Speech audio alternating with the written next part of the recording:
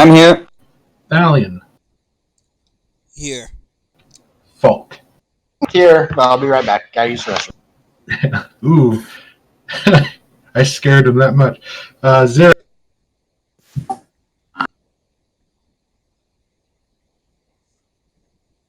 Oh, Xerox typing. Elite.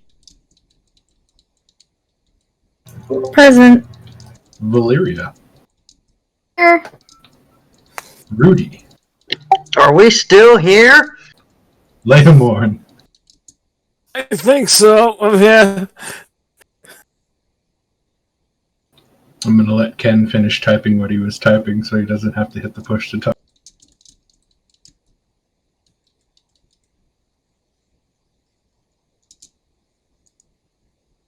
Uh-oh. Doug, that could mean death to the party.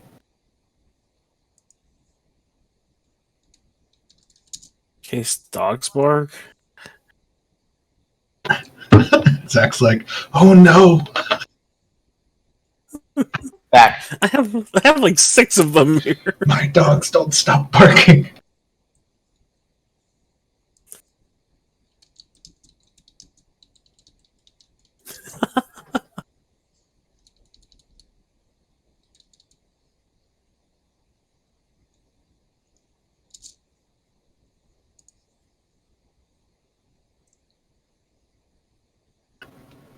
Also, I noticed that as I rewatch the previous episodes that I miss a lot of stuff in chat. If something pops up that you guys feel that I need to pay attention to in chat, please point it out to me, and then that way I can respond to it, because there's been a couple times where people have typed stuff in chat that wanted to do something, and I never get to it, so I apologize for that.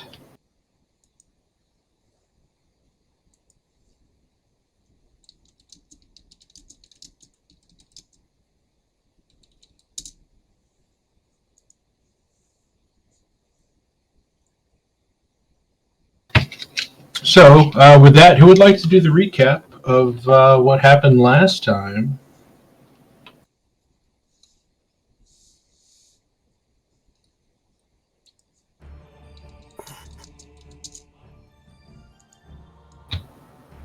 Go for it, Doug. You haven't done it in a while.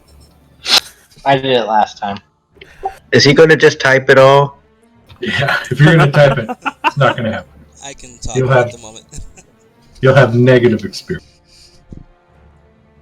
Last time, on the Brave New World, the adventurers managed to get away from the dead end they found themselves in when Falk ran into this weird, dark, slimy mist. A creature lied within. After Thalion and Rudy went in, and after some time of the others pulling at the line waiting for them, they all stumbled out. Falk and Rudy apparently had lost some weight after going in there. After some discussion on what to do next and the realization that the quarry that they chased was killed by whatever was within the weird, misty room, they proceeded back the way they came. Upon opening the door, the guards that they thought might be waiting for them were all slain, as well as the demon they were torturing. What stood before them was, surprisingly, a minotaur, towering over them and immediately swinging his giant axe upon the party. The group scrambled in. This creature was surprisingly fast for its size, and was dealing quite the damage, nearly severing Leomorn's arm. After a little bit of a scuffle, the group managed to take down the Minotaur, and harvest its horns and flesh as well, as Thalion found an interesting magical armor upon one of the slain soldiers. After more discussion, some of the others heard voices around the corner, near the Lich's room, where they were hoping to find more information. Debating over what to do next, Xerax stepped forward and initiated the fight, surprising the enemies and slowing them. The fight went pretty quick and easy thanks to Zarek's initiative, and the group soon found themselves with more questions what to do next now that these enemies were slain. They had gathered more information and found out there was more enemies waiting back in the main demon chamber. After more debates, the group decided to head back to the original entrance they came through, where they would run into Rezamoda. Valiant suggested that we hold up our end of the bargain, try to free him, see if the keys work. As the group emerged, Valiant did in fact forget that Falk looks exactly like the Lich that Rezamoda hates so much. Valiant still holds to keep to the plan and explain everything. What will happen next with this outcome? Find out now on A Brave New World. Well done, Dalian. Go ahead and give yourself a point of inspiration. I'm going to turn off the music, and I'm going to drag you guys back into the pit fighting map. You guys will find yourself there on the east side of the map. And there, standing before you, is Lorico, the female elvish figure that seems to float around that kind of serves Rezamoda quite faithfully. As her eyes turn from their once beautiful blues to a pitch black void, and her mouth breaks and cracks, and almost like darkness spreading on porcelain, you watch as this jagged smile begins to grow from ear to ear, and you hear her say to Falk, "We've been waiting for you."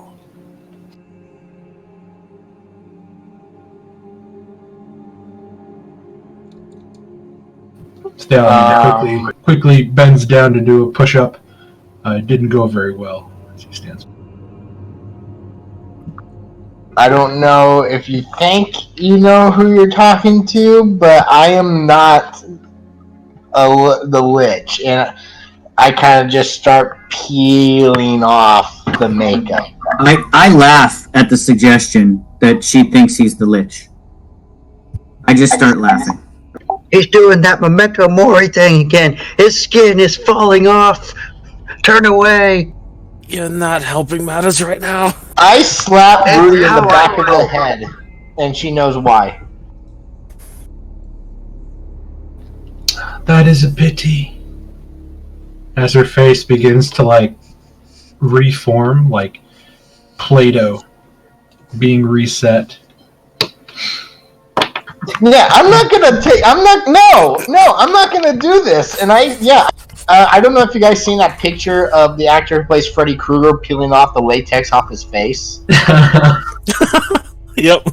She just says, "Any excuse would have been fine for me." And you watch as she just kind of glides away.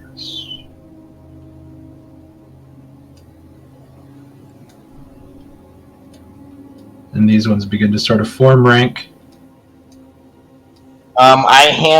I take off the necklace and the pendant, and I hand it to Thalia and I say, "You're the one that wants to free him. Go do it."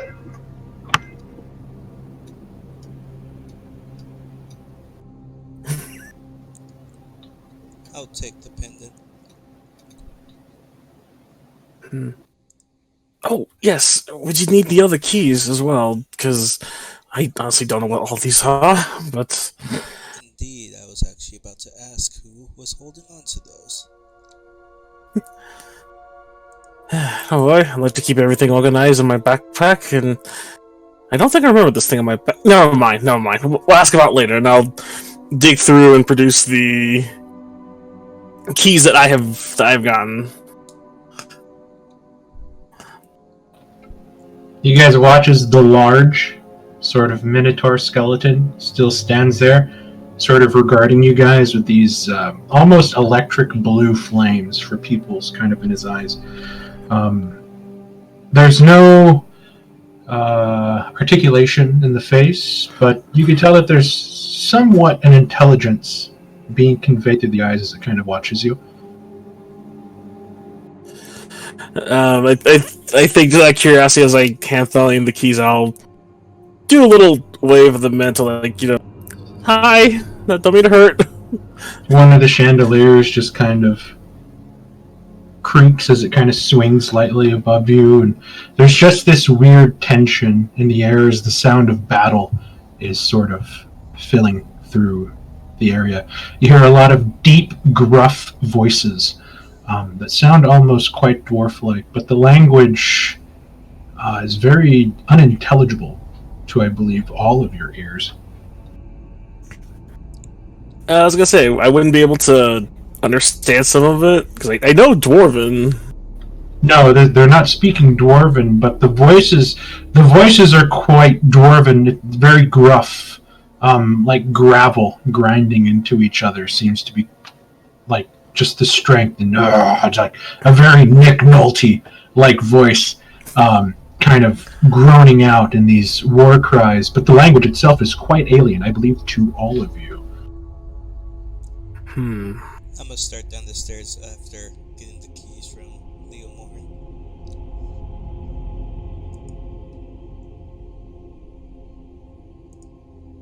Just in case, Mark. It is none of those languages' fault.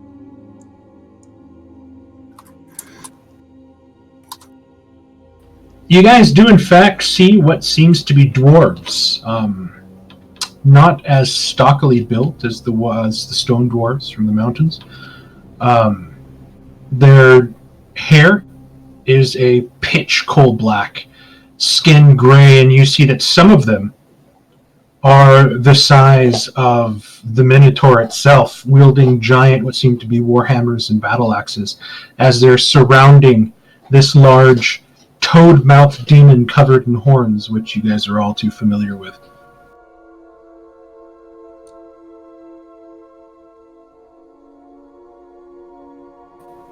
Dallin, you approach and you see Lorico sort of holding her hand to her mouth in a very ladylike manner as she's sort of hiding her giggles a little bit as she's speaking to Razimoda, who is staring directly forward at the battle before him. But you can definitely feel... Rudy, I need a wisdom saving throw as you walk directly up towards the edge of the pit. Great. Oh, fuck. Rudy jumps into the pit. We're going to roll initiative.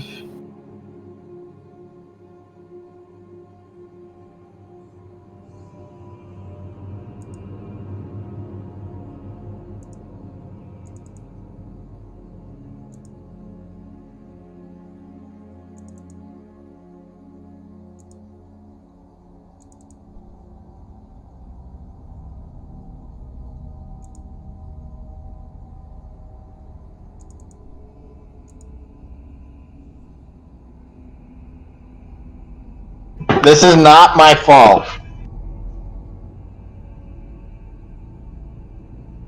Nope, I think Rudy just forgot the draw of the pit.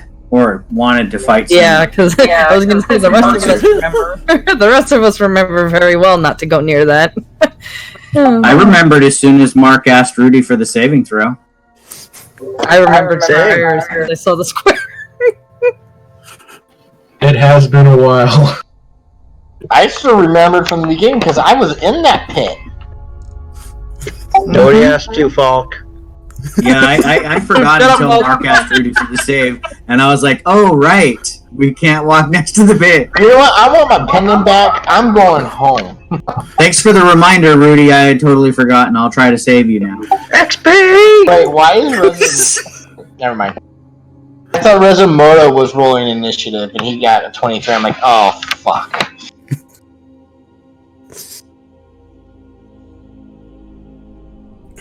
In my defense, it won't hurt to help him out before we ask for his assistance. Oh, damn it. None of those fucking counted. Yeah, but you're not allowed to kill him. God Okay, hold on. I gotta do it manually off the.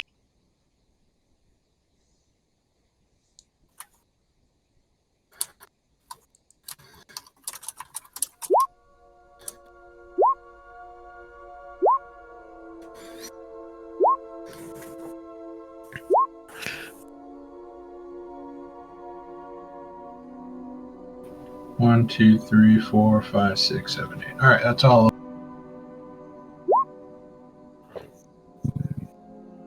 Watch, they're all gonna turn on Rudy.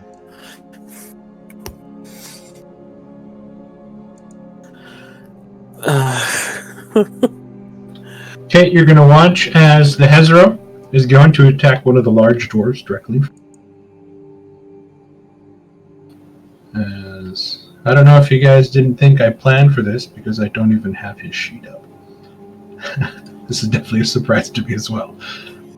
See, Jeremy pulled a Gozo. It was not me this time. Yeah, but he did it on accident. Oh God! Oh. That's why we love you, Chris. Accidentally. That's why you make it too easy. You know what? The part. You will also notice that Rudy is the only one in trouble right now. The rest of the party is actually okay. Rudy's not in trouble. Your actions only affected yourself. Let me put it that way. Rudy just got battle hungry. That's all. Just remember, if the zombie apocalypse comes, you're not going to survive without me. Exactly. You'd be the first place I'd try to hit to after I die. Now that you're across the country. You watch as both claw attacks after the first initial bite on this guy, like, ripped off the large dwarf head that seemingly shrunk as the Hezro turned around and began chomping on it, just devouring hair and all before he turned around and began to attack this armored dwarf who managed to fend off both claw attacks. Drummond, it is your turn. You sort of looked and watched kind of maybe in slow shock and horror as Rudy just leapt into the pit to kind of sort of fight alongside these creatures. I'll take a step forward, but I'm not going to do anything. I'm just going to watch. Hey, Mark, doesn't this... Okay, Rudy, you do. No. There's a reason that the undead don't have the feeling to jump in. I tried. I'm taking the Mark, dodge action. How come this guy, right? So this guy doesn't have to make a save? He's dead. He's undead, so he's not affected, I guess. Only living creatures are affected by this, which is why you only see living creatures fighting the demons. You guys haven't seen like an army of undead. Otherwise, they would never have to kidnap people. They would just use the undead to do it. But real quick, Mark, I'm sorry to interrupt, but this ring of fire over here in the corners, that's really cool. that is that's the portal that you took in and out with the others to move in from the prisons into here in the far corner. Okay, yeah, but I'm saying that the effects is working, and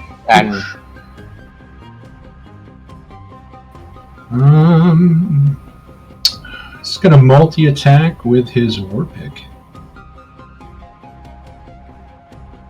18 hitting. Second attack. 18. For 6 for a total of 8 damage.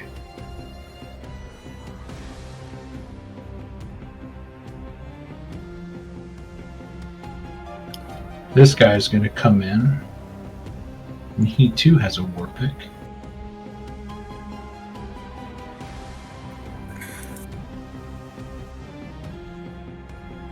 Missing with a... Hitting with a 23. Doing 5 points of piercing damage.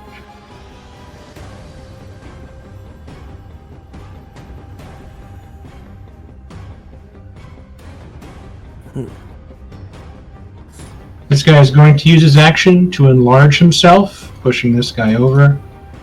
Rudy, you sort of stop and look, and you hear the unnatural sort of screeching of metal before the armor around this dwarf begins to grow with him.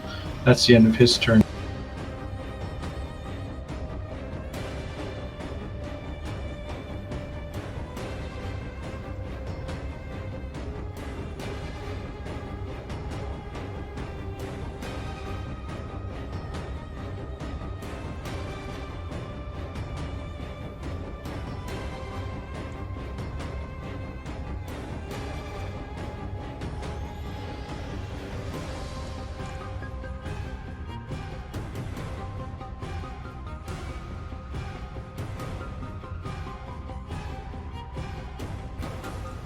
Moonlight took the dodge action. If you I see. Moonlight's words are also telepathic to Zarak only. Like, he keeps whispering this phrase since, I don't know, months now, it feels like.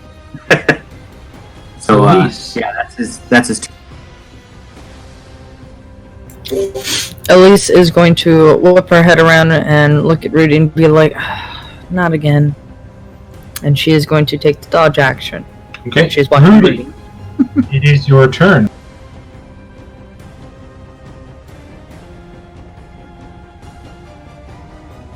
I will charge valiantly forward and take 2 strikes at this deep. Oh no. Okay. 19 hits. Second attack.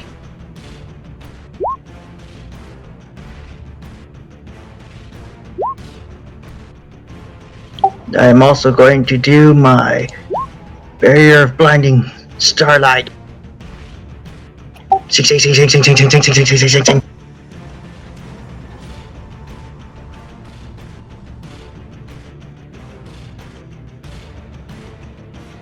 Is this the one that adds to your AC? Yes. Okay, so you have +4 to AC. Okay.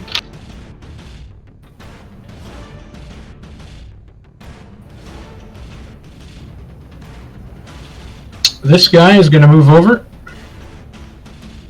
He is going to take an attack at the Hezro.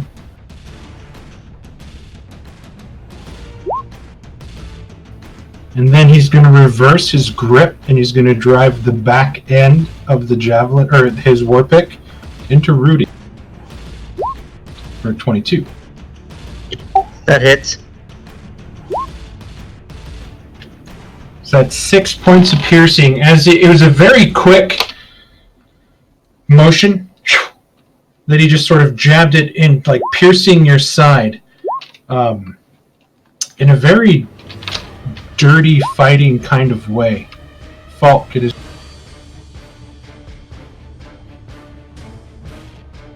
God damn it.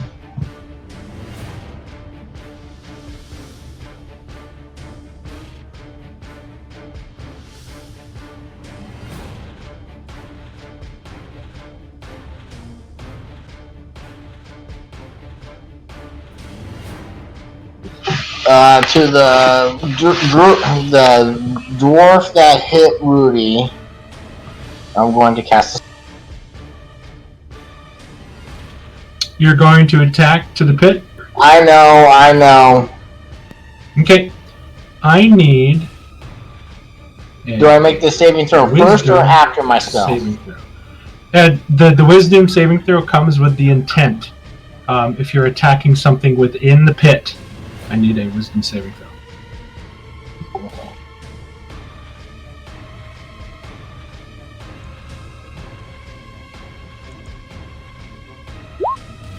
Okay. Yeah, I'm good. You hear a very deep voice in your head. If you're going to fight, then get in.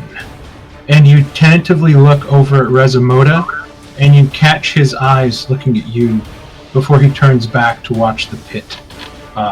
He managed to stave off the desire to jump in. Okay, well, I'm still gonna cast my spell because that's what I was doing. Yep.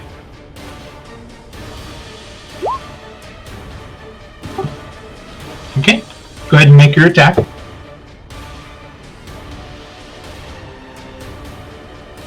Is it a roll? Is it an attack roll? Yes. Oh, I'm sorry. Yes, make a ranged spell attack against the target.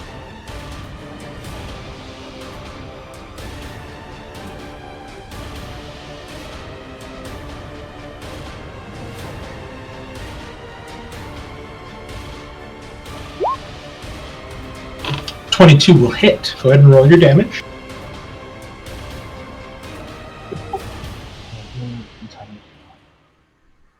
No, making a ranged attack on hit, the target deals only half damage with the weapon attacks. That use strength. It doesn't do damage. I thought it did damage too. Okay. Alright, so I will make sure that he deals only half. And he has to make a Constitution saving throw against the spell at the end of its turn. Okay, no problem. I'll give him. What And looks and it is for me a concentration spell. So we'll give him the broken skull. Okay.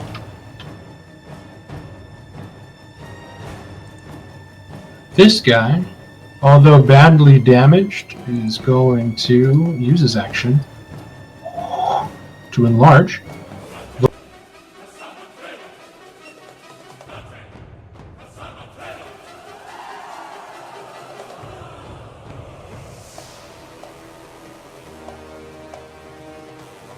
Alright.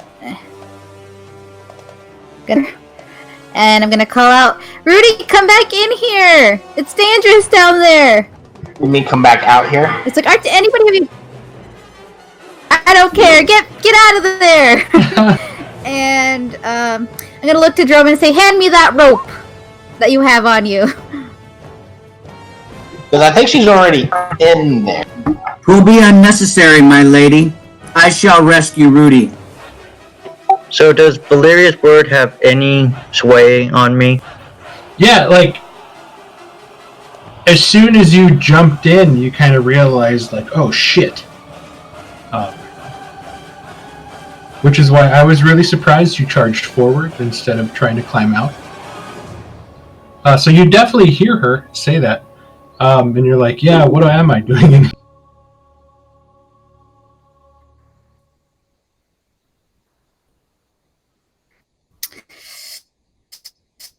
I'm gonna go in the pit! Oh, so Valeria just charges in. Can you guys not hear me? Yes, Did you guys we not can. hear? What? Okay, go ahead. We are just choosing to ignore you. Okay. You said you would Fight save them. Rudy. You One never intelligent specified character how. doesn't have a good idea. Go ahead. Ignore.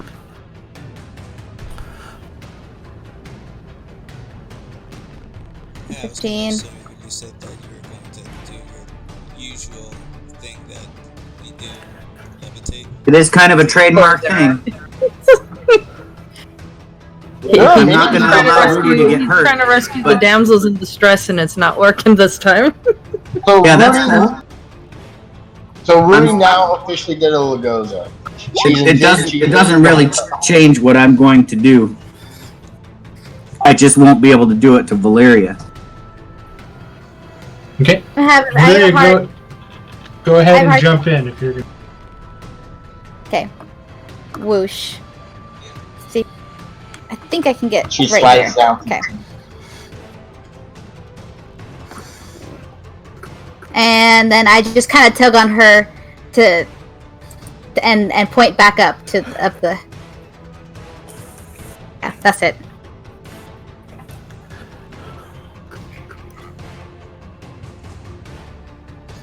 I'm just gonna use a benediction on her, and then that's it.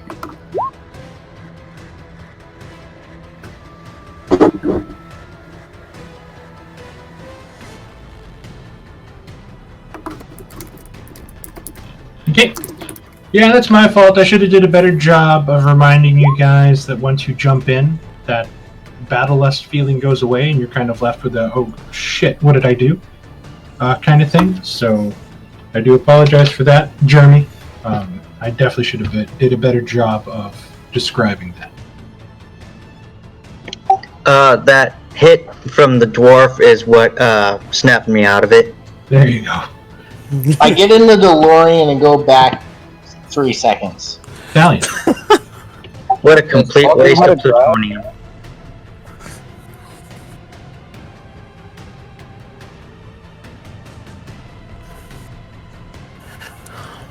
So, I proceed with walking up to Rosimoda, but my eyes are on the pit. And I'll kind of face him and just say, we came here to speak with you and try to hold up our little bargain for you. But I will admit my concerns are my friend. If there's others do harm her, I will probably jump in to assist. And then I'll just hold my action. We're done. As a free action, he'll sort of cock his head to the side, and then he just says, then jump in. And then he turns around and he continues the fight.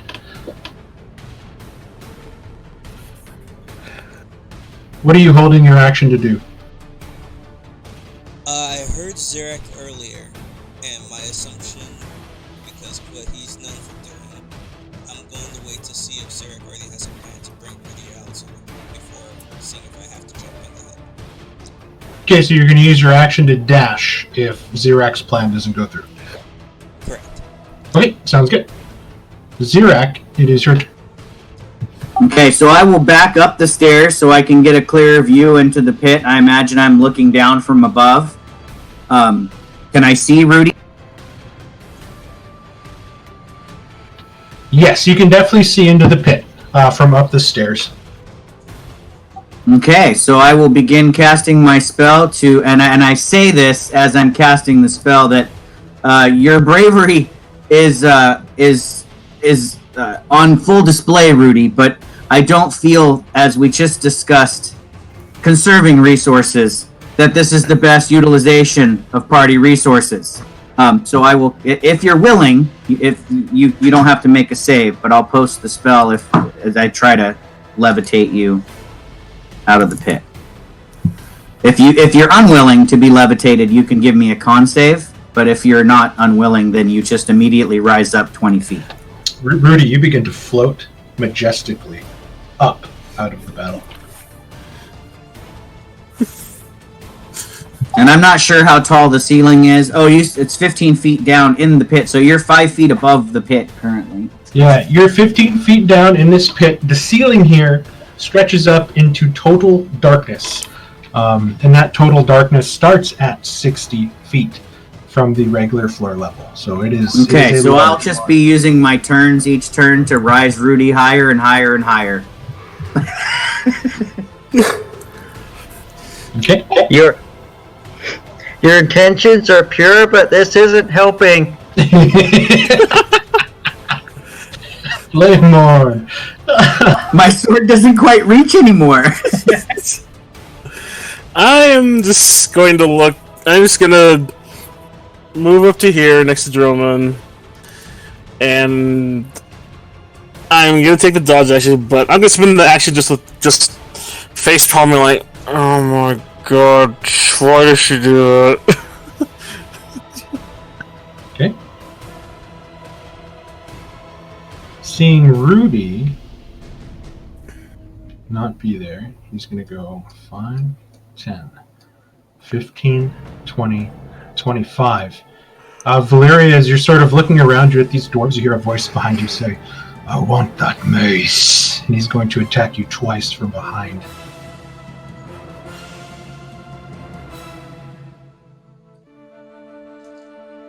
An 8 missing, as this one, he wasn't expecting the hard armor underneath as it sort of deflects off your pauldron, and he brings it back, and he's going to try to ram it into your ribs. Ooh, with an 11, and you get your shield down and sort of turn to face him now as he's sort of looking at you. And he looks beat up, he is bloody and bruised, but you can see that he has a greedy desire in his eyes for that mace in your hand. And you begin to sort of tentatively look around, and you see that they're all looking and seeing your mace as Rudy's magical sword is now away from their grip. Garshadow. Garshadow follows Diane, and we'll just wait to see if Diane acts. Okay.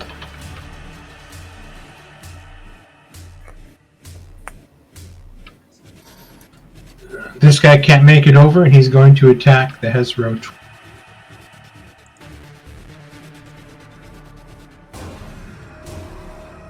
Doing 7 points of piercing.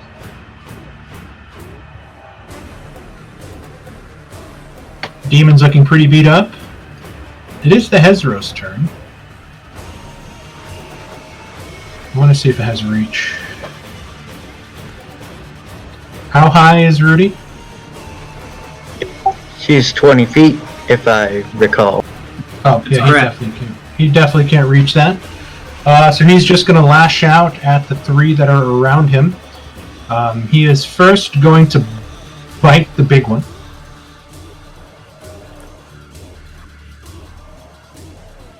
Hitting. 17 points of piercing to the large one.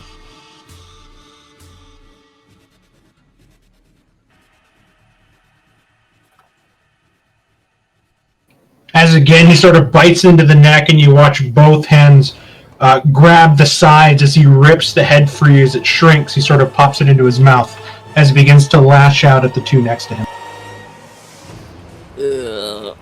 Missing, opening himself up with his next attack, and now he's going to attack the one that's Raven with a crit. Okay, so that is 12 plus 10 for 22. And he looks like a macerated piece of fruit, as like bits and pieces of this Durgar and the plate metal that he was wearing just scatters like in a splash along the ground.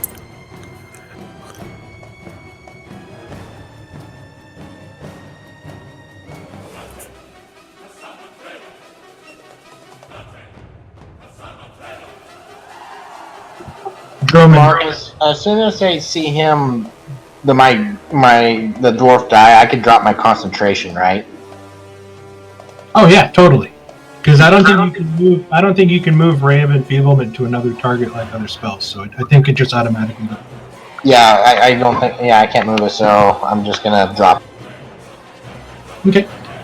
Drummond.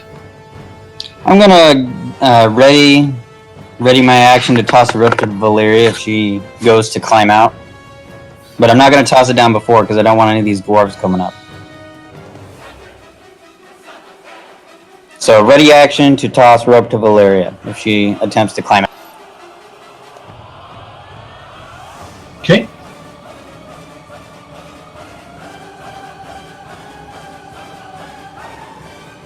Oh, it's this guy down here. I was like, what the hell is happening? This guy's going to attack. He's going to have to attack the Hezro twice. Because he doesn't have enough movement to get anywhere else. Ooh. Okay, so that's 8 plus for 8. So 8, wow, that's max damage on the crit. That's awesome. So that's 8 plus 18 plus 4, 22, 11 total damage. Okay.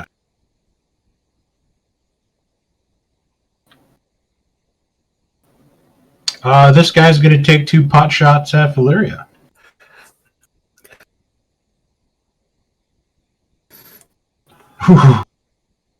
Ooh, these guys cannot hit Valeria to save their lives. You are a blur of metal shield, as none of these Durgar are even prepared to handle what you have to offer, Valeria. I say that, and now I get to attack you again. Okay. 4 piercing, as this one gets through your guard and gets you right almost into the armpit. A very painful soft spot in your armor. As he sort of kicks it free, he whirls around now. He's going to try to drive it through your... With a 20, does a 20 hit you? Okay, as this one comes through and just right into your thigh. For 8 piercing, and he sort of rips it back out. These greedy little bastards really, really want your mace. Moonlight. Moonlight is going to fly 40 feet into the air and kind of and take the dodge action above the pit to keep an eye on if anybody. Okay, sounds good. Elise.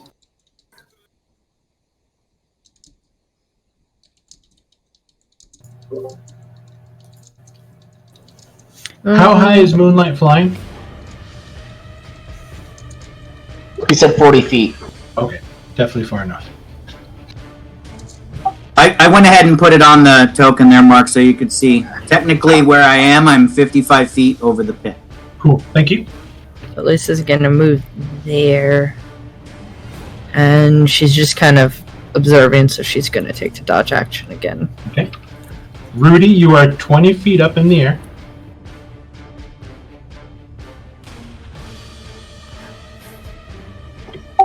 Rudy is going to look at the demon, and she is going to cast her Blade of Humming Thunder, Thunder Wave.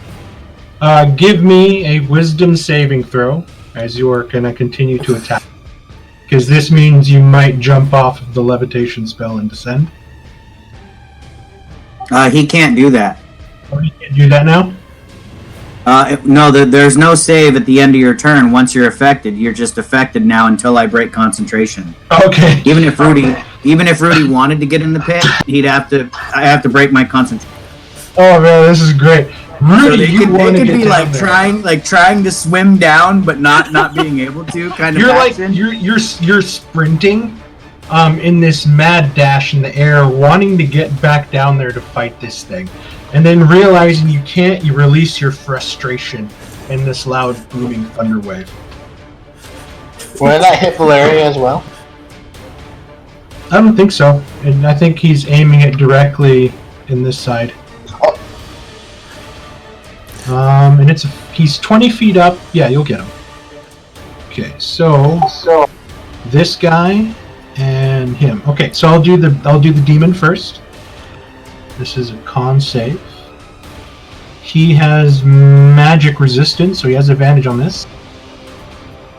He rolls a 20. He'll take half damage, and then here comes the dwarf, who I do not believe has anything. Oh, he does. He has Durgar Resilience. It's saving throws against poison. Never mind. Yeah, he can't do anything against that. Here comes his construct. Doesn't he? I mean, don't drawers sturdy? Like they can't be. They can only. They're like the move. If you push something, they're is reduced by 5 feet. That's I a think subclass specific- feature. Yeah, I think that's a specific thing for a certain set of dwarves, but not these NPCs. They just have advantage on saving throws against poison spells, illusions, and resisting being charmed or paralyzed. So he fails. He's going to take all 14. Ooh, that makes And Mark, I was wondering if instead of them being pushed, I'd like to push myself 10 feet away. You know what? We'll. That's actually. I'm pulling a rocket jump here. I'm going to say that you push them straight down. So both of the Durgar just gets squashed flat, like he's on his back, like he has some sort of gravity pushing down on him. The Hezro does resist being pushed down, but you can see the force a little bit as he takes 7 points. But I'll say that you managed to use that force to catapult yourself up 15 more feet very quickly as you stop and begin to float again. It's 10 feet. Oh, is it 10 feet? 10 feet. I was hoping to go this way. Start But I guess flailing your opposite. arms. So I do that little like boom, and I go, wait, no, wait, I want to take them down. They're mine. Let me at him. Let me at him. I can take him. Let me at him. I'm into the mummy where I'm like, pull me up, wait, pull me down. Oh, you're trying to get that diamond off the pyramid of gold. Yeah, except it's like a massive ball of XP. You're Looney Tunes flailing right now. Falk, it is your turn. Seeing that the Minotaur has kind of dropped, I'm just gonna. He's doing what he did before. The last time you guys entered, you remember that he sort of filled in the back of the stairs as you guys made your way in, and these guys are sort of moving in the same way as well, sort of almost blocking off this area, kind of making you guys move in the direction that they want you to. You're sort of being funneled out of this area and sort of being kept away from this area. Right. I'm going to take the dodge action. You don't want to attack again? Nope. Okay. I'll be right back. Okay, this guy's gonna run in. He's going to attack twice at the demon.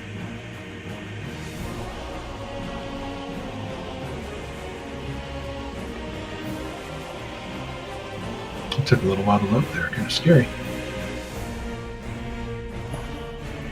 17 hits. He's gonna do 4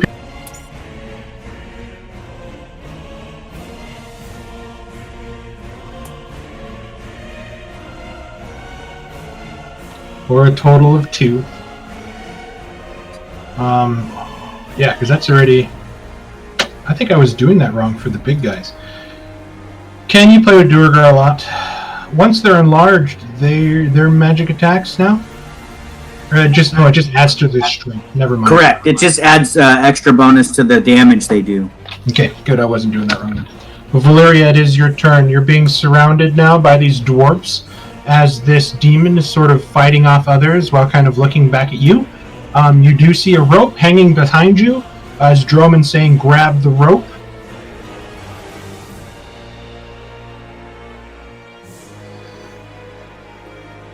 Even if it takes all my movement. Okay, so you're going to climb out of there with the rope. Go ahead and give me a strength check. I'll give you advantage, or strength or athletics. I'll give you advantage since Dromund is holding the other side, helping you climb. Okay.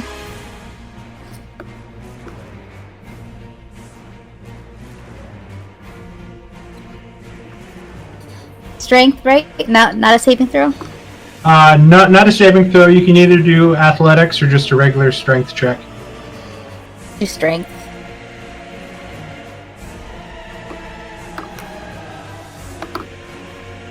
Okay.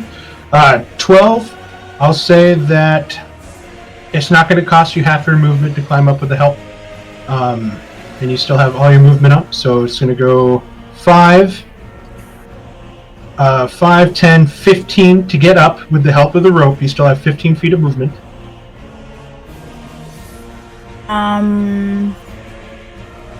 However, there's going to be 3 attacks of opportunity at you.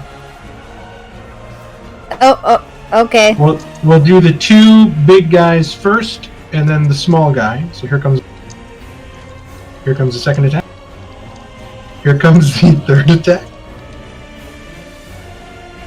Valeria is blessed of the gods today. As you make it out and you hear chink, chink, chink. So you're getting ready to climb and you feel them begin to attack and you start to twist and turn as each of their picks just bury themselves into the stone wall, and you use those as footholds to quickly climb up and sort of roll out of the pit, out of the range of the desire to fight. You hear very visible angry mutterings and sputterings from inside as their prey had seemingly gone away. Is anybody else going to try to go into and fight inside the pit? No, but could I send a mage hand up to, like, grab Rudy's, like, foot or ankle, like, just try to pull him like a parade balloon? I don't think that'll work, because I think Mage Hand can only handle, like, 10 pounds. Unless Levitate makes her light as a feather. This right now. Yeah. No, I would argue that you're not weightless. You just aren't affected by gravity the same way as everyone else. Yeah, Because I was gonna say. you can still push off of objects, so you have to have weight in order for that equal attraction thing in order for that physics to work. You have to weigh something. You have to have mass. Crap. I don't think Mage Hand would be strong enough to pull a person, even with levitation. I'll say that you send, just for flavor, you send your Mage Hand up. Rudy, you turn and you see Leomorn's imitation gloved hand of his own. You can see the spectral glove it's wearing with the diamond jewel on the back sort of reach out in a handshake towards you. Do you grab it? I have Moonlight help as well. Yeah, I'll grab it. I'll say that you grab it and you're able to actually use it to sort of propel yourself forward. I'll say for half your movement. 5, 10, 15. 15 feet there, still floating up in the air at the edge of the pit. I was going to use my action to raise him up another 20 feet. And then, Like, wait, where are you we'll say going? that since nobody's going to attack, we're going to be out of initiative, so I'm just going to clear the initiative block. So for the next 10 minutes, I think we should just pull Rudy along with that rope while he's 50 feet in the air. Who's gonna hold it, though? It's like a Macy's Day Parade. Yeah, we have a Macy's Day Rudy. Because Zarek's point of view of them, nobody's going to ask, is I did say we had agreed to conserve our resources, and this spell that I'm casting lasts 10 minutes. I'm getting full use out of it. Rudy, sorry, you're staying up there. Too bad you can't control him, though. You can make him go into circles, loop-de-loops. Yeah, he can only stay. He can only float up or down, and I can move him 20 feet on my turn, 20 feet up or 20 feet down. For the next 10 minutes. You guys watch now as the enraged demon begins to sort of pick apart the dwarves inside. They are sort of starting to be massacred, and you see like the last one standing gets ripped to pieces as Thalion, since you're closest, you hear Resimoda sort of curse in a strange syllabic language as he pulls forth a very large greatsword from the back, from his back, and he sort of like jumps in, and in maybe like 3 swings of the sword puts the demon down. But you watch with sort of expert precision as the pummel hits directly square, echoing this loud crack, almost as if the pillars themselves were being broken by an earthquake, as the demon sort of slumps to the ground unconscious, and he kind of wipes his blade off, puts it on his back, and sort of moves back, and with ease, like a cat jumping on top of a table, he just leaps back up the 15 feet, landing in his usual standing spot. Sort of looking down, not very happy that the dwarves failed in their task.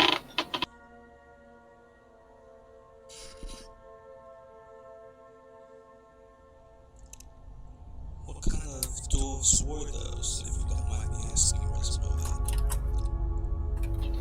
Apparently the Ratmen found them beneath the earth, not in the mountains like their other kin. They are quite devious, but as you can see, not well skilled in battle.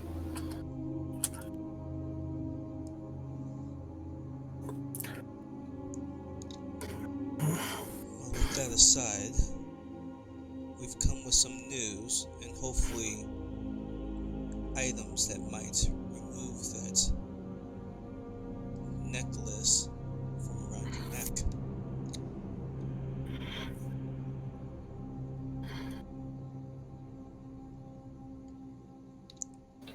Then let me see the key, so I may be rid myself of this place. We had 2, or was it 3 that you handed me, Leomar? I think they're all from the box. I think the box had, like, 3 keys, I believe? There was a crystal glyph key, a key seemingly carved from obsidian, and then a steel key that seemed to have been almost kind of inlaid with a very bright blue metal that kind of make it look like electricity going through it. So I could present all 3 since I am uncertain which one will be the one that does it, in the hopes that he himself might recognize it. You simply watch him pull down on his collar, and there you see the sort of flat necklace like collar around his neck, very similar to Parash's. It kind of curls around and moves sort of along his collarbone, and sort of wraps back around towards the front. It definitely looks like a necklace more than a collar, but it's definitely something that he doesn't want to wear.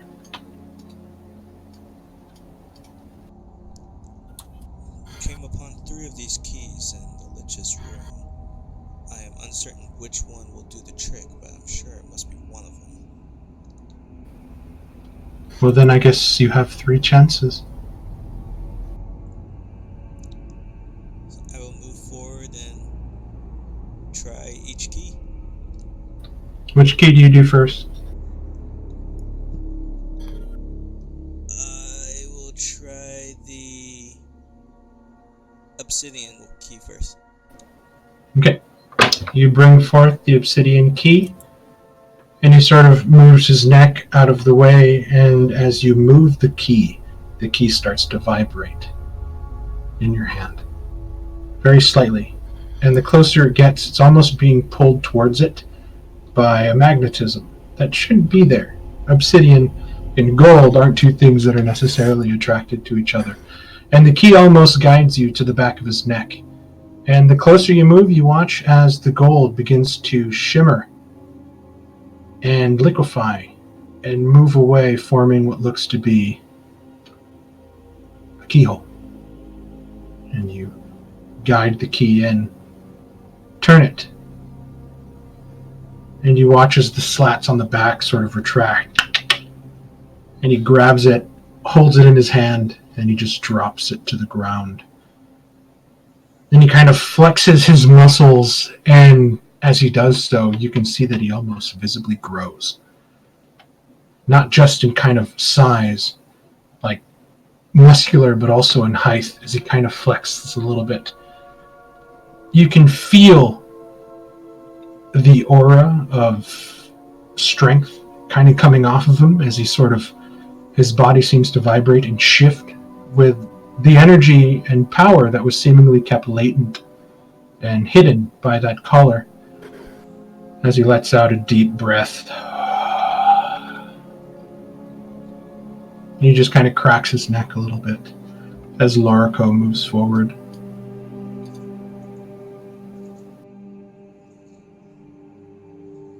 And there's just silence for a while.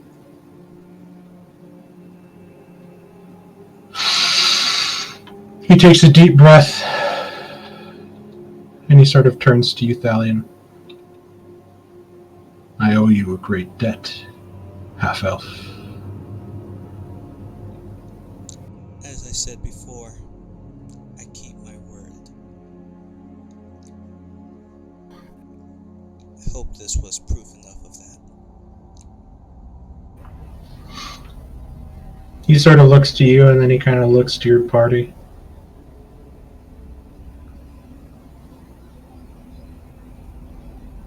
You've proven yourself to me.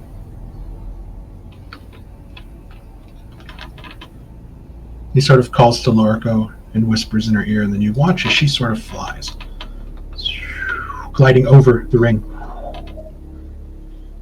Kind of disappearing up into this room on the very south side of the chamber. Drummond and Falk might be the only ones that can see it from this far. There's a set of stairs that kind of go up. And she kind of vanishes within. What will you do now, since you have freed me? If you come with me, I can swear an oath to protect you down the mountainside, if you so wish. As much as we would like that, there are still 2 within here that I must find and free. I believe I described them to you last time. A redhead who is very skilled with nature magic, and then another who has a feather similar to this one pinned to me. Then find them. Do not lose them like those I have lost. But do not trust in the hope that you have that they may still be alive. This place isn't nice to the living. So I have seen, but I will at least make sure they don't spend their afterlife here, if that is to come.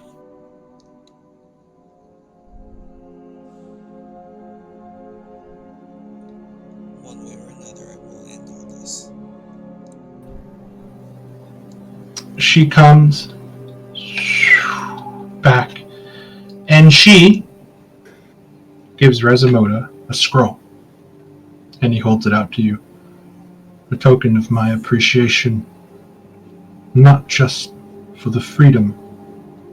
And his gaze looks past you towards Valyria, but for the gift that was given as well. You may find this more than useful, I think.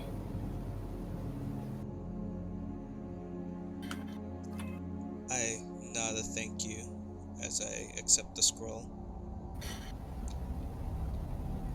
Which one of you has the master key? If that's the gem that Falk had, I am now holding on to it. Then I guess it's time for you to let me leave.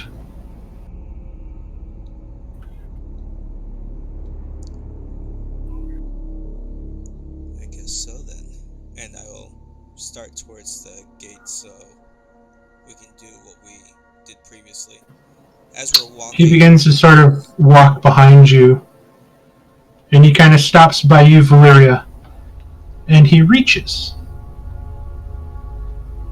into a pocket, sort of in the side of his cloak that he's wearing, and he lifts up what seems to be a very small locket. One that would either fit around a very slender neck or a very young neck. And he hands it to you.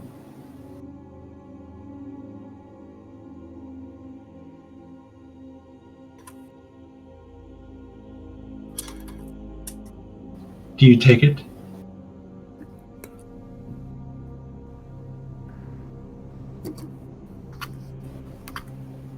If you ever need me, you may use this to call me. And just so you know, I am sorry. And he turns and he walks away, following Thalion towards the Black Gate. Lorico, sort of following behind him, you guys begin to climb the steps, moving up. Lorico sort of turns and sort of waves her hand as you begin to walk, and you watch as one by one these skeletons just sort of clatter and sort of fall to the ground now. Unmoving. Nobody there to sort of puppet them. Thalion, you walk up towards the Black Gate. Well, I would ask Rezamodo as he's walking by, what about the other prisoners? I am not the master of the demon hold. They are not of my concern. And he just continues to walk. So as I'm leading him to the gate, I kind of then look to the others as we can free them now. And I asked Rezamoda as we're walking up the steps if he has any more insights into this place that might aid us. I just handed you all the insight I could offer.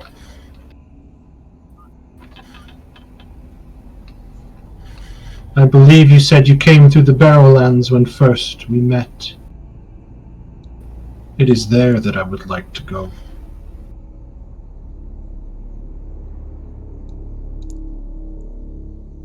I'll set it to right where we released the Lich. And as I do that, I kind of tell him, we've been proceeding, framing the one who held on to these keys. He escaped out this way, in case you want revenge on him. Give me a deception check.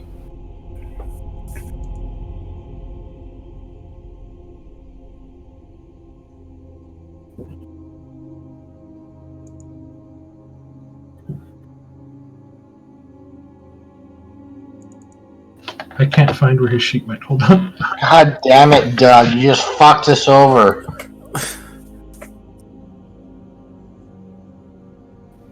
Okay. Now he can see right through that with his passive. Why is there a need to frame someone who you promised would be dead. One who keeps his word.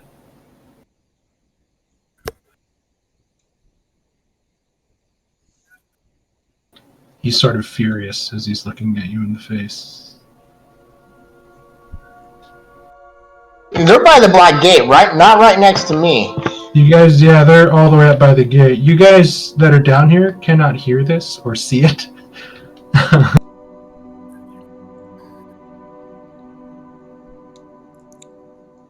As I came back for you with this key, we had to make decisions in order to survive when someone was found. He is not getting away.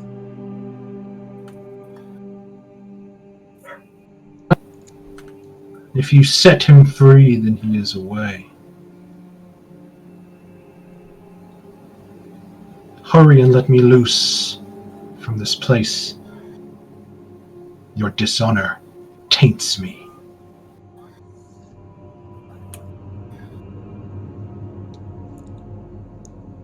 I'll open the gate for him. And he kind of stops before he steps through, and he leans in close to you, Thalion. Pray we not meet again. Thalion Silvermane. And then he steps through with Lorico.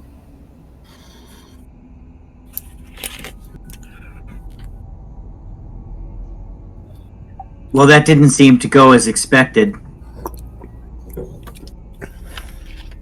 Oh, I'm sure they're having a lovely conversation.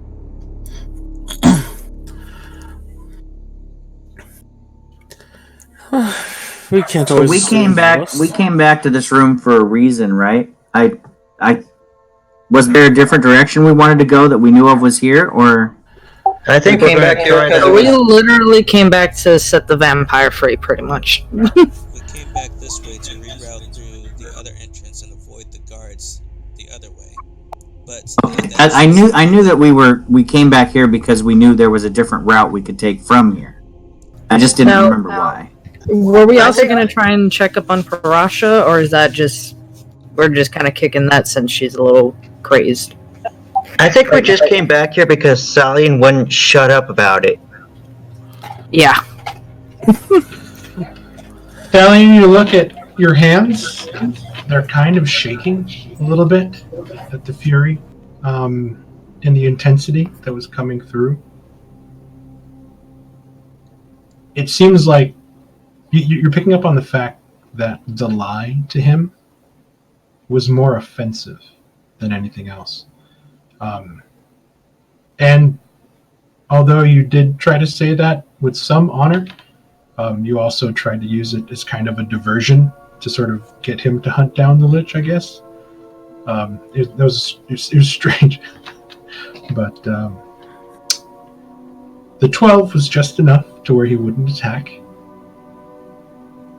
Because there were some truths that he picked up in what you said. And you sort of shakily look in your hand and you see that there is the sort of wooden scroll case in your hand as you're standing there in front of the black gate.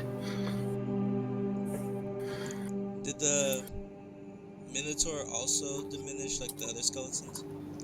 They're all on the ground, unmoving like puppets whose strings have been cut. So I will head down the stairs to rejoin the party and ask Sarah to take a look at the scroll within the case. And maybe we should go free the other prisoners while we have the chance.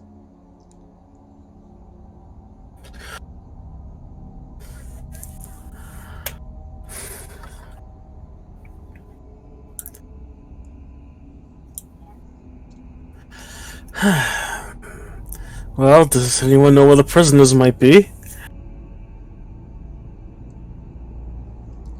I do. I was one. Yes. Lead the way, Falk. And Zurich, could you maybe take a look at the scroll that he handed me? I'd be happy to look at the scroll. Well, I came through that portal over there. I know I shouldn't. Do we want to go free Parasha first? Since we know what's over there? Let's get them while we're here, since we'll be passing by Prussia the other way anyways. Think she can leave. She said that those markings on her wouldn't allow her to leave, despite the fact that we take off that color off of her. Oh yeah, I honestly forgot about the marking, so I guess we have to take care of Mother.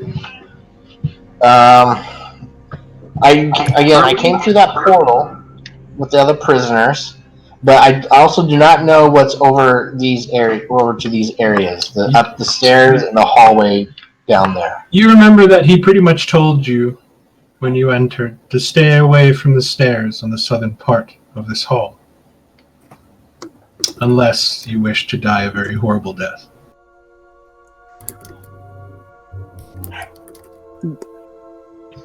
But there's another passageway. I don't know if we want to, cover all our ground before we go through the portal. Oh, Dallin, can I have the pendant back?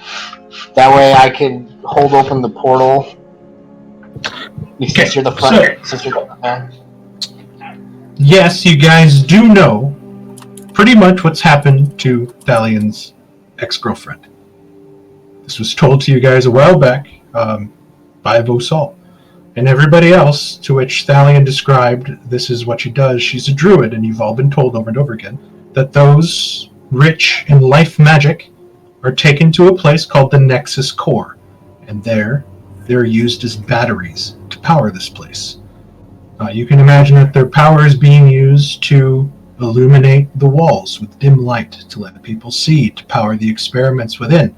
You've been told that you cannot access the Nexus Core unless you have the 4 master keys. You guys have 1 master key. You guys never asked who had the other master key. You guys just kind of let Vosal go. So you guys know that you need to get to a place called the Nexus Core. And to do so, you need to find 3 more red crystal keys to access. You are also told that damaging about maybe 5 or 6 of the Black Gates will disrupt the power within this place, letting the security drop down low enough to perhaps grant you access to the Eye of Eternity, a place where Mother conducts most of her more brilliant and secretive experiments. It's also a place that Vosal said that the phylacteries of some of the more powerful denizens are kept, which is why he did not want to die here. He wanted to die outside, to another place that he had one hidden.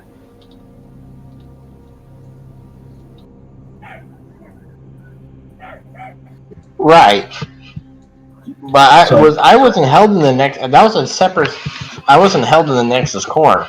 No, Falk is a death magic rich person. They have plenty of those here. No, what I'm saying is that the other prisoners, quote unquote, were held in a different area. Yes, you remember them being held in a very large underground prison complex accessible through this portal. Very dark, very hard to guide through unless you had somebody to take you through the caves.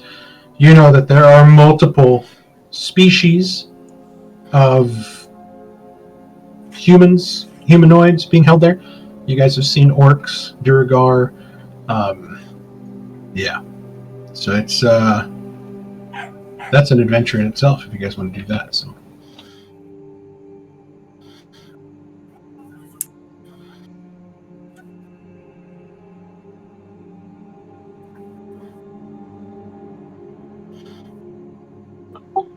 All right.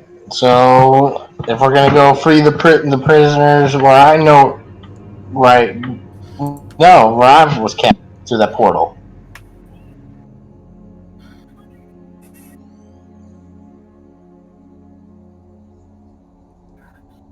And I did hand you back the gem, Falk. Okay, I was just thinking because you're the front line guy, and if you have to hold open the portal for everybody to get through while we're in an encounter like we were last time, I mean.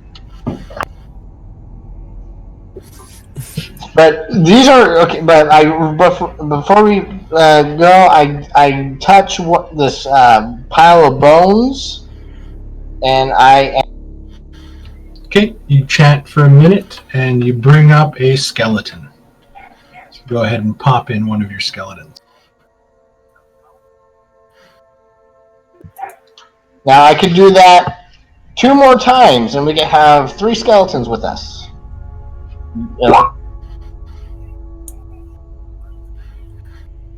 Should I do that now? Totally. Please use all your 3rd level spells to summon some skeletons. That's why I'm asking the party. Go ahead and if you want to roll for the skeleton hit dice to see if you get more than 13, go ahead. Let me. I would say save them because you never know what we're gonna fight. Well, how beneficial do you think these skeleton guys would be for us if you were to, use them like you used the zombie? In a combat type of situation, of course.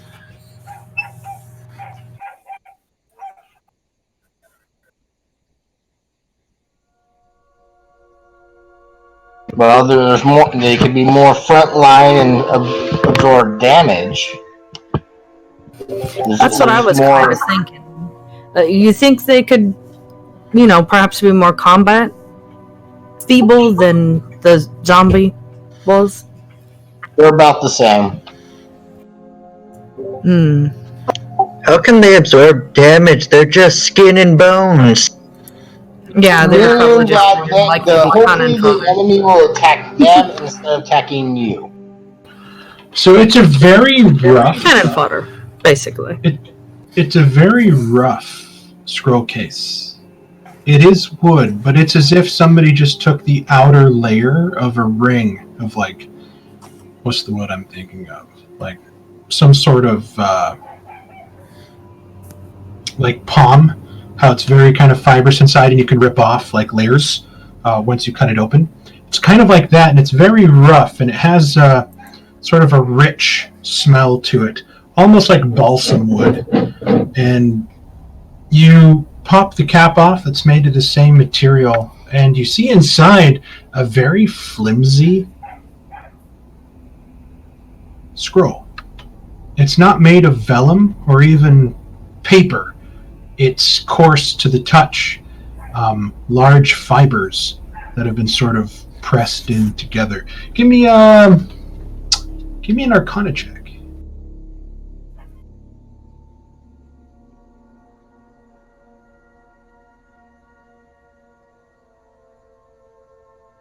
I guess it would be more nature if you want to use that, Ken. Oh, I would prefer Arcana if I Go could ahead. do that, but I'll use nature. Because if I have this to. could pertain to some of your magical studies. Okay, you know this material to be pressed river reeds, something that your professors called papyrus, some of the oldest form of making paper in the world. I recognize it as an ancient form of parchment. This is what imagine you that- see when you.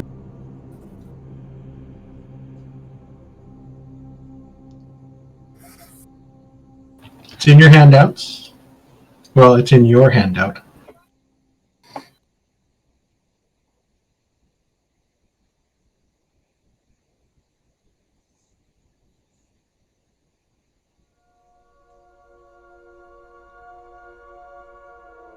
It should be called the Shadow Laboratories.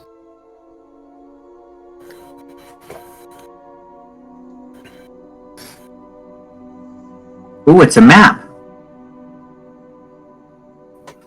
It's a very detailed map. I look around for a "You are here" arrow. No.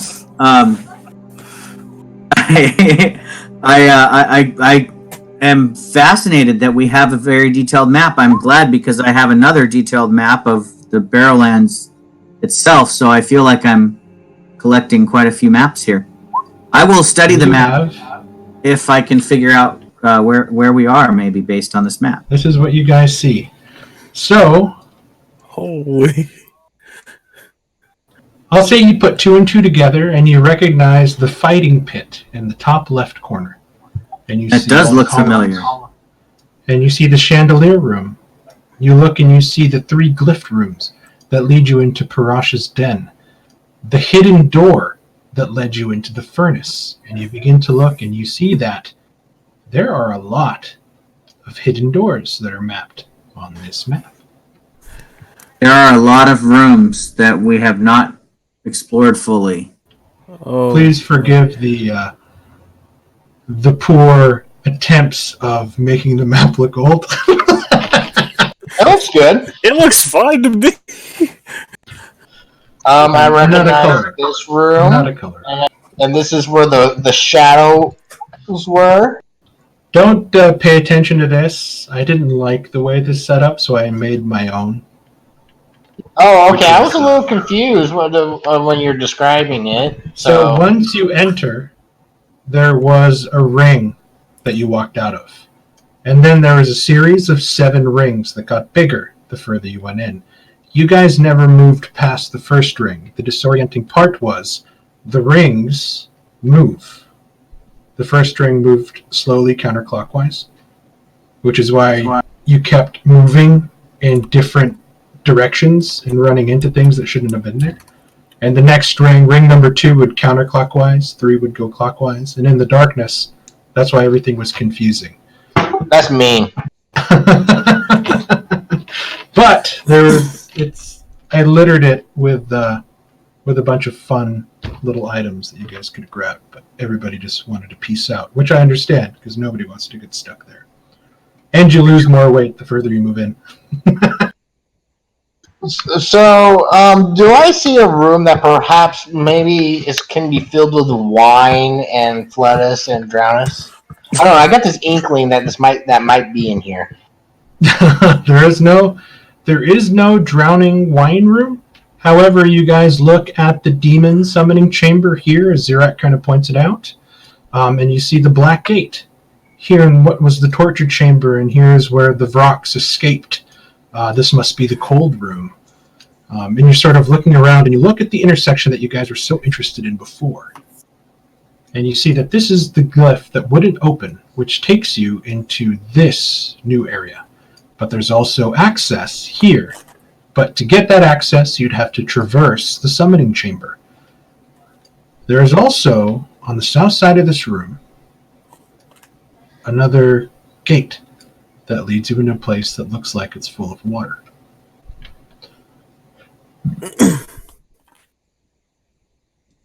Well, I think we agreed to go through the portal, but I don't know where the portal will take us. I'm looking at. I'm sure. Is Zirak showing us the map so we can all look at it? Yeah, I would be holding it out for all to view. You guys are sort of doing like a Goonies shoulder to shoulder looking down at this map. So if I were, because I'm looking for on the map for like this might be a prison cell, and these rooms look like prison cells. So that's where I'm guessing that where I was. I'm guessing as folk because I don't know. I was just going from the portal to room, you know. Those of you right here. Those of you, if you feel like you're studying this map intently, give me an intelligence check. Straight intelligence? Yes, those of you that are studying this map intently.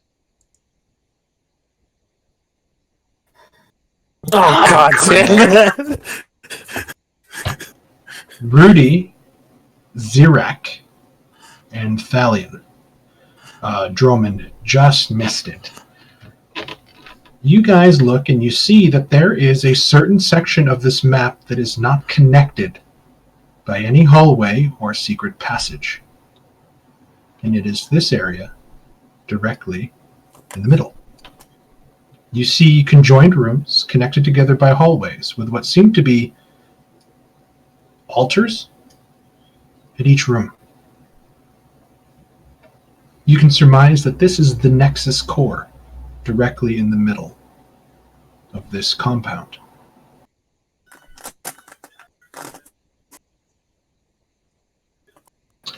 And just so you guys will have it, I'm going to make sure that all of you have this in your handouts.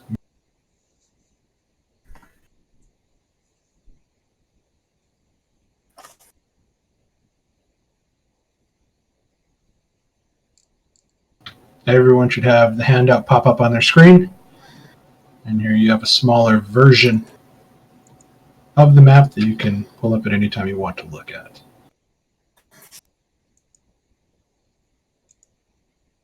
I mean, the second water room looks like a sideways smiley face, so that one's making me feel happy.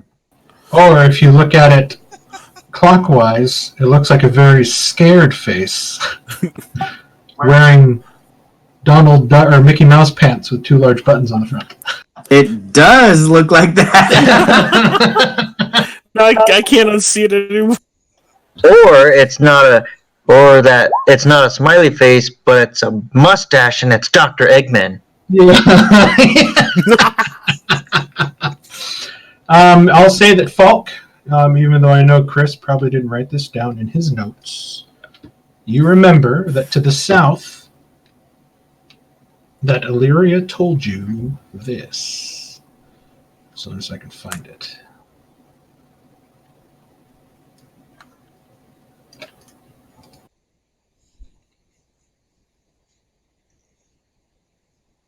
You remember Illyria telling you this.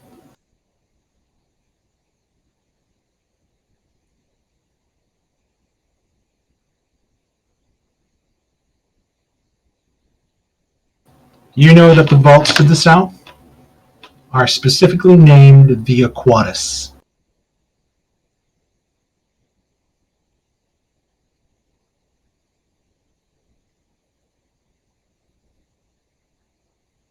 I will remember that and relay that to the group.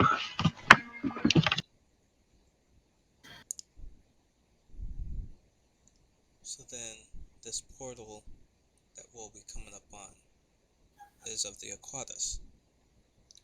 Did we not get a key for entering that one as well? You know that the master key that Falk has grants access to the Demon Hold, the Aquatus, and some other place called the Menagerie.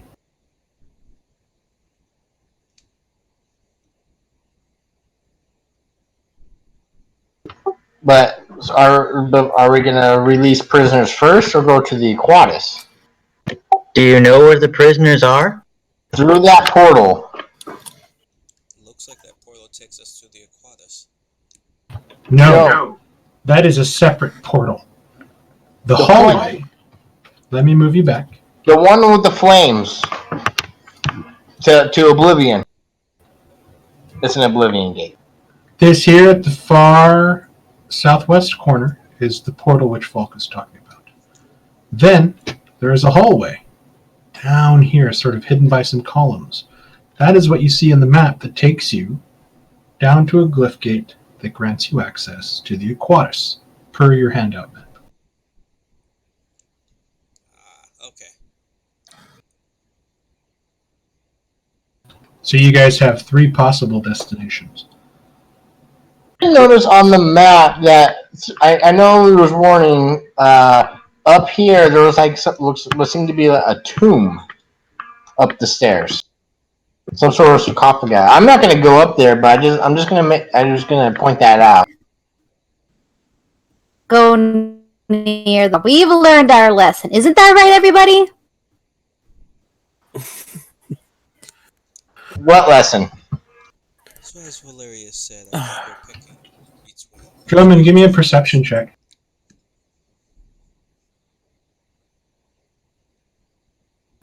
as you seem to be the closest down there. At the very top of the stairs, you can barely see it from your vantage point, but there is a red light that seems to be bobbing up and down, reflecting on the corners of the wall, flaring and disappearing softly.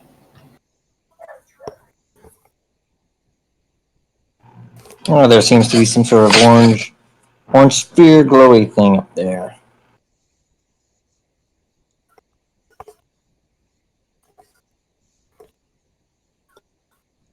But that's where Resimura told us if we wanted to die a horrible death.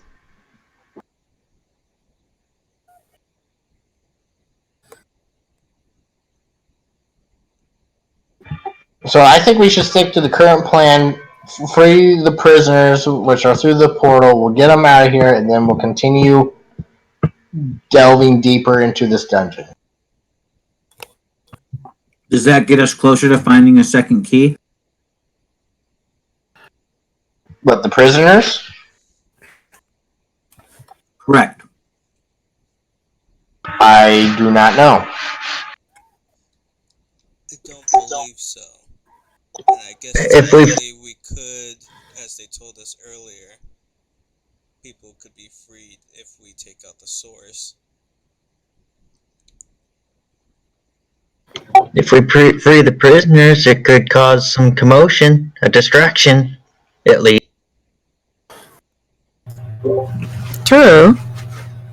Or maybe they would even be willing to help. Plus, like you found, I too made a promise to a friend. Rally up, I guess.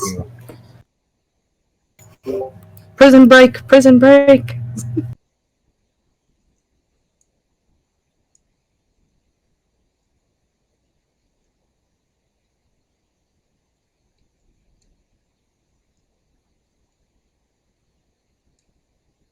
Mark, do we know? We know as a party that the denizens of the place here believe that the Lich is responsible for the chaos, or do we or do you just tell us that out of game? We know that Mother is upset with the Lich due to his failure back in Brayburn.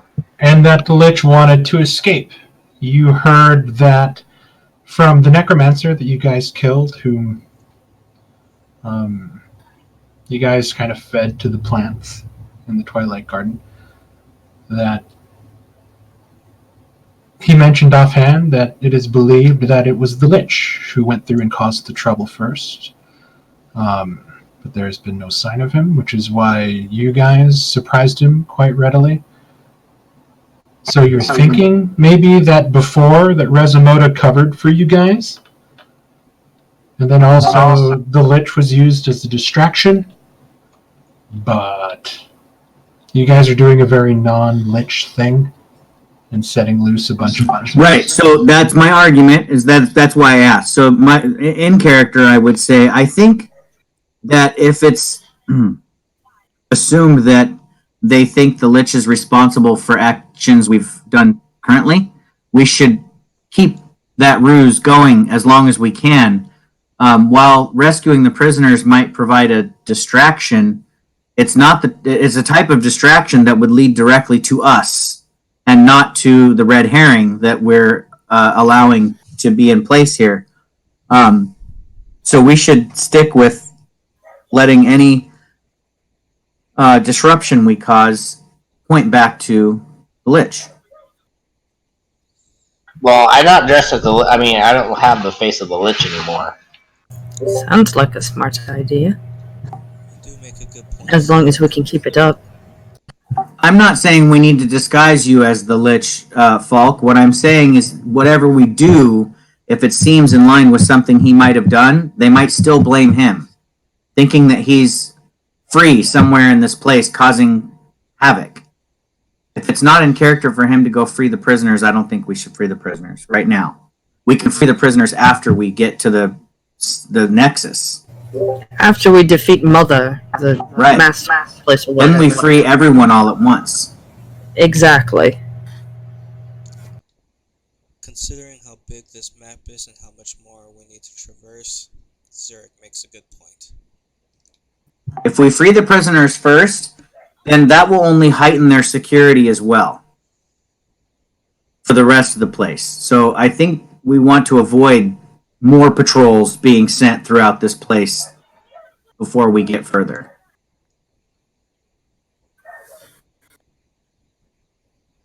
Now I'm kind of having a moral dilemma because, kind of like Sally and I too, made a promise to release And I see the moral dilemma on Falk's face, and I would put my hand on his shoulder and say, it's not a matter of not keeping your promise. We're just going about keeping your promise in a roundabout way, a safer way for all of us. It does no good to your promise for us all to get ourselves killed.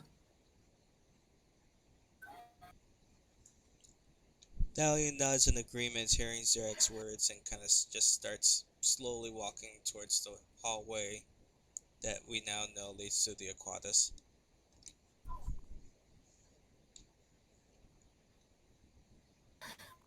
Okay, so you guys are going straight to the Aquatus. So, here's my. I'm going to agree with you, Zarak. So, are we going to try to go? Or if we're going to explore this place, I mean, obviously the portal might take us deeper, but it seems like if we go to the Aquatus, we're just going all the way around. Is that the plan? We're taking the long route instead of possibly the shorter route.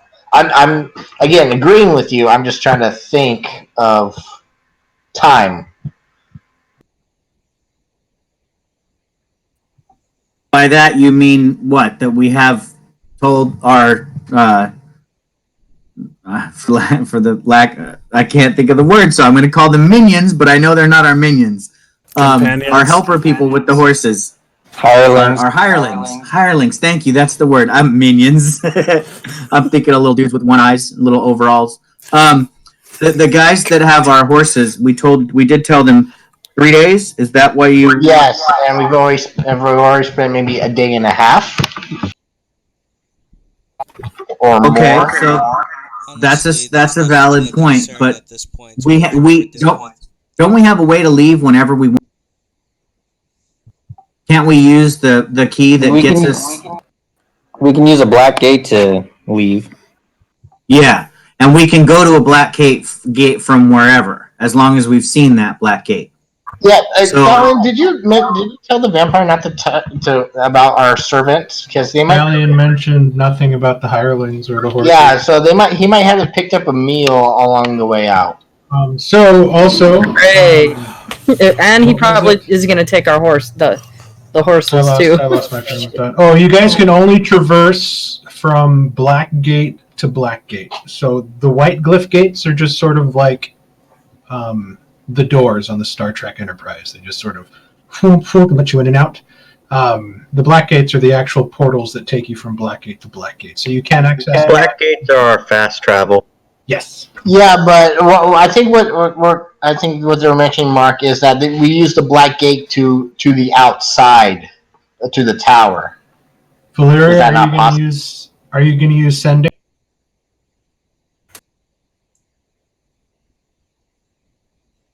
Yeah, I don't want the hirelings to get hurt or anything, so I'm gonna Can you cast link? sending. Can you link sending? Because I believe sending says you have to be on the same plane of existence. I believe there's like a 10% chance that it won't reach them if it's on a different plane.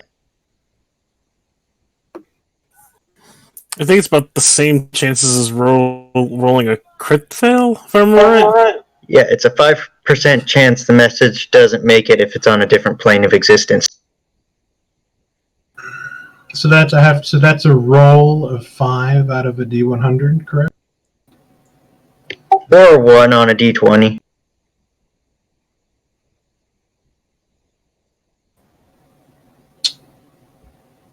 Fuck it. Valeria, roll a D100.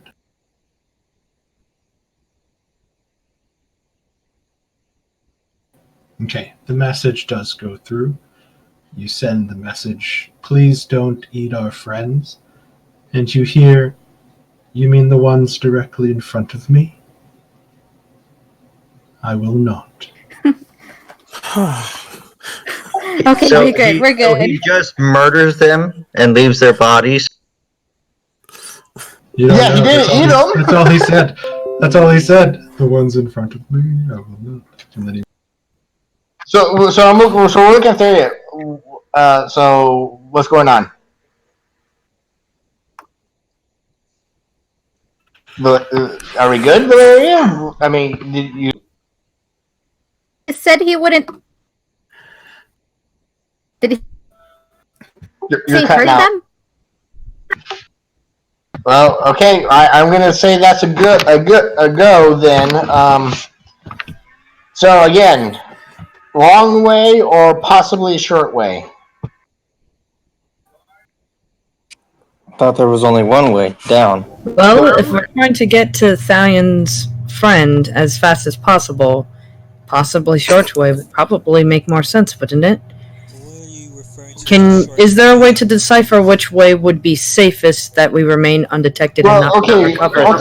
Also keep in mind we need 4 keys. We have one that we know that accesses the area we're about to go to. If we go through that portal, we'll most likely have to there search for another person in a different area that has another master key. We're doing that in all these areas regardless, so there's not really a short way or a long way. We're going down one of these routes and we have to find another key. So it's not going to matter either way. We're in front of one of these routes. I agree with what Doug's saying. There isn't really a shortcut per se. I think we just have to explore an area until we know where the gates are. But what are the chances of another master key being in the same area with another? That's gonna come up regardless of where we go. So going back over it is only taking time. Let's proceed forward. Yeah, we don't know where the key. They could be in any location. We didn't know there were going to be 2 keys in the first location we went to.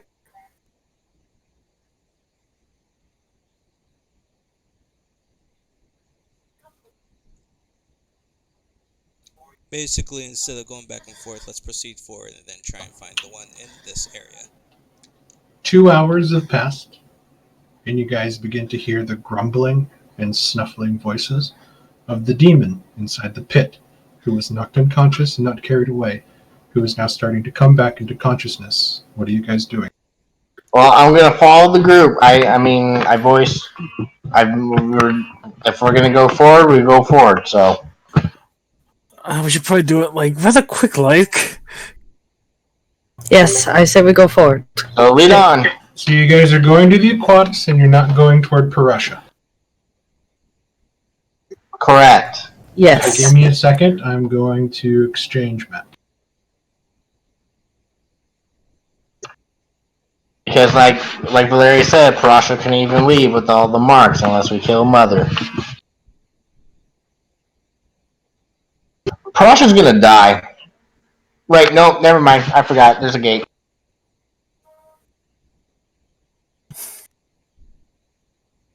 Don't forget, we still don't know if Parasha is what she looks to be.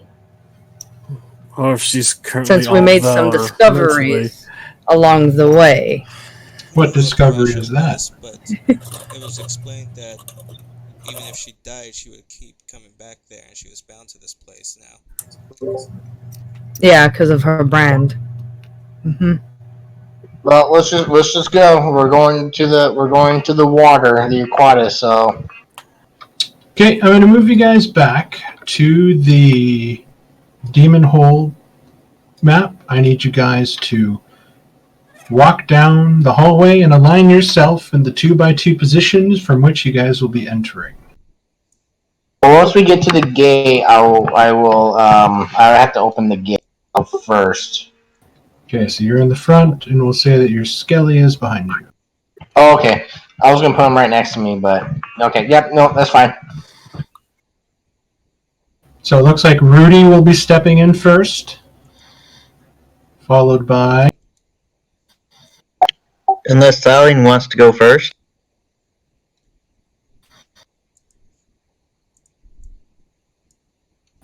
I put your light in the corner of your token there, Valeria.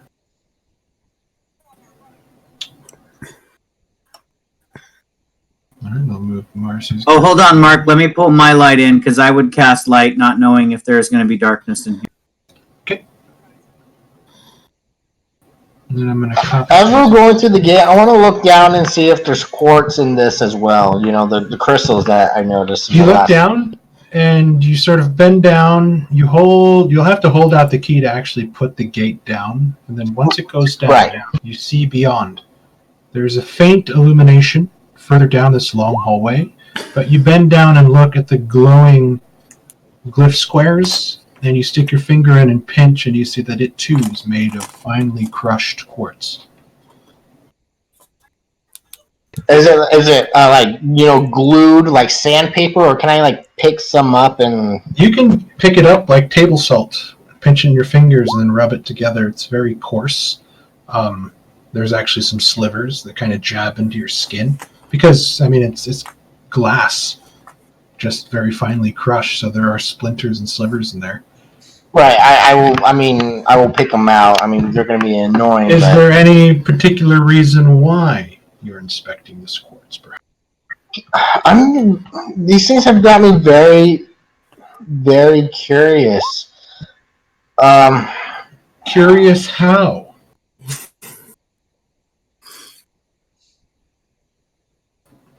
I'm waiting to hear some keywords. Falk, what are you looking at? I'm looking at the quartz in these squares. Is this quartz naturally growing here, or was it placed It here? looks like it It looks like it was placed. I'm going to use my cloth, a cloth, and to cover my hand, and kind of scoop away some of the quartz and see if I can get to the bottom. You begin to scoop away the quartz, pushing it out of the little indentation squares. I wasn't going to try to push them out, but just pile it up. So if you're piling it up, you're gonna be moving some of the quartz out of. Okay. Well, I mean, if that's unavoidable, then it's unavoidable. Okay. As you begin to scoop the quartz out, you watch as the light in front of you begins to solidify. And instead of growing light, you are now looking at what seems to be a large circular jagged crystal in front of you. Very similar to the crystal glyph keys, if you were to hold one up and stand it on end. Very Fortress of Solitude-like, except not as opaque as the ice. Just sort of clear.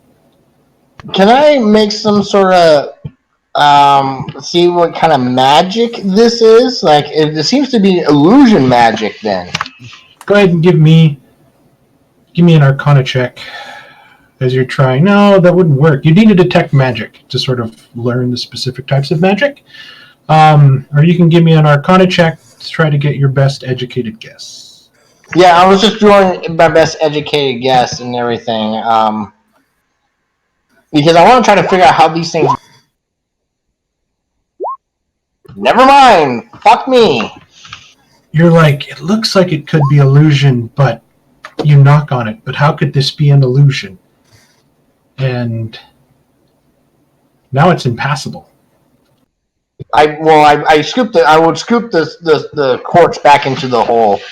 You're watching as that entire circle of this line is covered in crystal. The hole itself has been covered. You have almost in essence disrupted this white gate.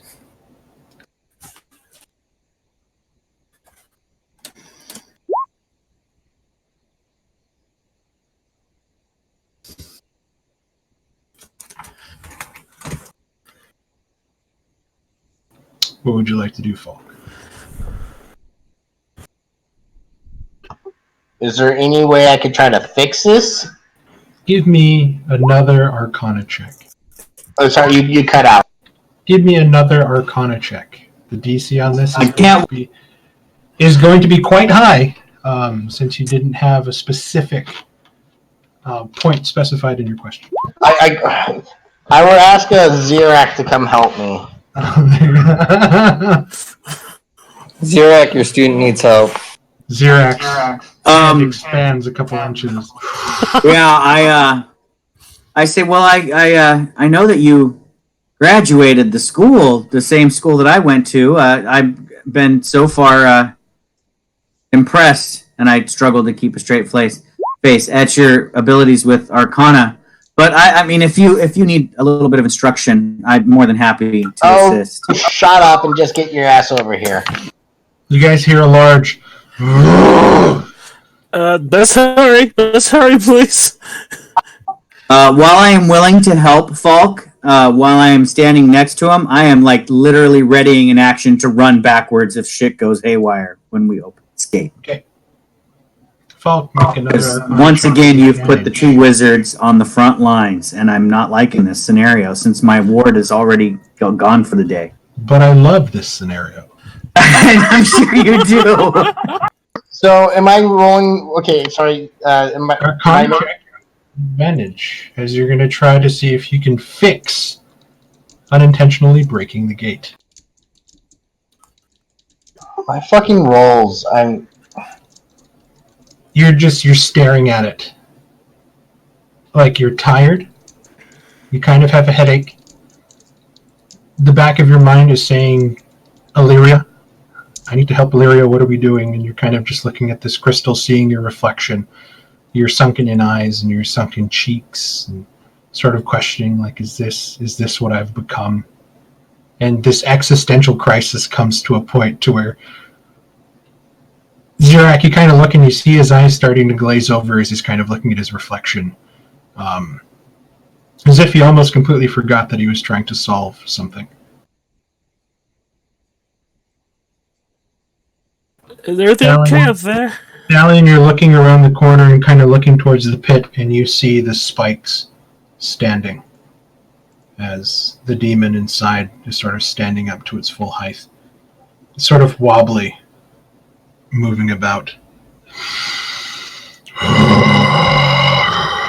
Deep breaths, growling, angry. Rudy will walk up to Falcon Cirque and she goes, there's no pressure, but could you get this thing fixed sometime soon, please? Zirak, give me an Arcana check. And when she says that, she will give Zirak her bardic inspiration. You kind of give him a pat on the butt, a little pat on the butt. Okay, so what do I get to add to my Arcana check? Is it a D8? A D8. Sweet.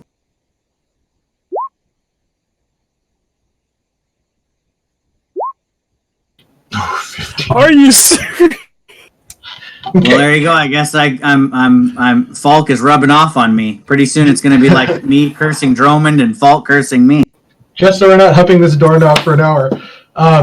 We'll say that you put your hands on the gate and you begin to sort of move through it, and then you look down and you see the sand that the quartz, the fine quartz sand that Falk kind of scooped out. And you see that this entire time, as he's been scooping this out, that he didn't have the red glyph key in his hand. You sort of reach for it around his neck and you kind of pull it off really quickly as he's still sort of looking, and then as you pull it off, it kind of snaps him out of his reverie.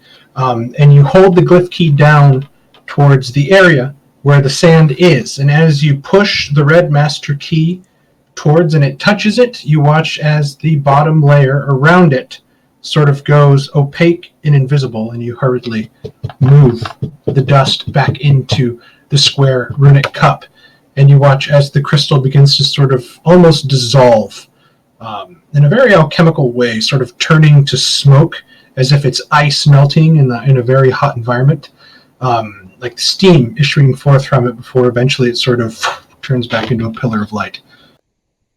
Dalian, you watch as the spikes turn kind of towards your general direction, and then you hear lumbering footsteps and a large clawed hand reach up to the top of the stone pit.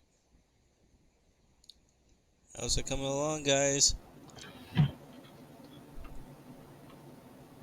I think we've managed to figure it out. Falk, are you okay now? Keep it. Apparently, I'm not worth anything. And I walk through. Okay, give me a second. I'm gonna copy and paste you guys. So I have to write down red gate key on my character sheet now, Falk. I'm not mad at you, folks. Like, Falk's been having a rough couple sessions. Yeah, well, I mean, I guess I would chalk that up to you being a prisoner for however long you were, maybe months. I don't know, but that can't have been easy. Any of us would have cracked under that strain, whereas you seem to be somewhat sane still, at least most of the time.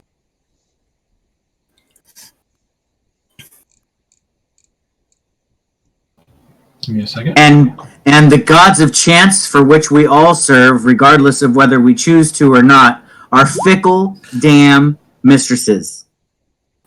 How dare you call me a mistress? Well, you don't control the dice. I think the god who controls the dice is I'm saying mistress in lieu of the B word that Dylan will charge me a quarter if I say out loud. Zirak, you are now in the back. Thank you. Followed by everybody else. Let me tell you what you guys see. It's the smell that immediately hits you. It smells of saltwater brine and tidal pools.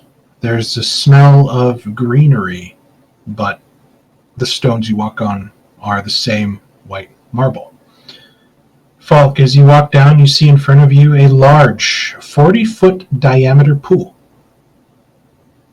The top of it, a flat obsidian mirror of dark water. Again, just the thick, briny, and heavy air is cool, delightfully cool in your lungs. It's almost refreshing. And you can smell seaweed, wet sand. It's strange to smell something so natural in an obviously artificial place. And beyond this large black pool on the other side of the room, glowing faintly, is a black gate. Mark, does it smell like a Washington beach or a Florida beach? They both kind of smell the same. It just smells like salty air, very briny, and it's the just that faint hint of breeze that shouldn't be there. That's always present on a coast or out on the ocean. Okay.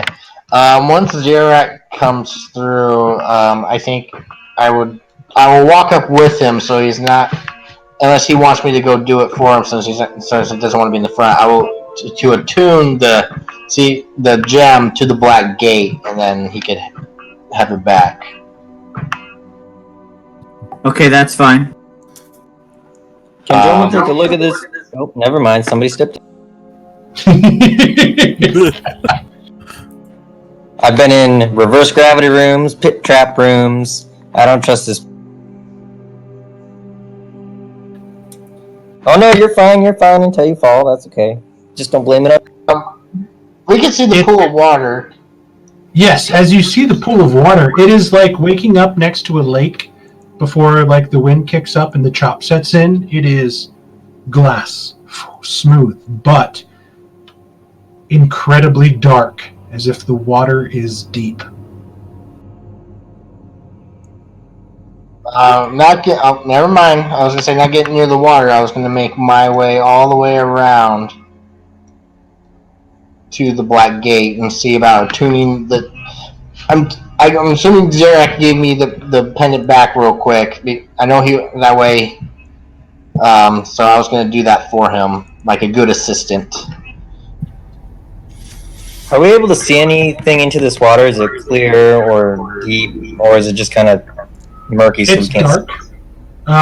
It's dark unless you guys want to look at it closer. I'm not quite sure what you guys want to. Is this similar to the pool when we were going through the pass? No. That was a lake, an actual lake that was made from a broken reservoir dam. This is definitely a man-made pool and a man-made structure. Though the natural feeling inside is, you can probably surmise that this atmosphere isn't natural, magical.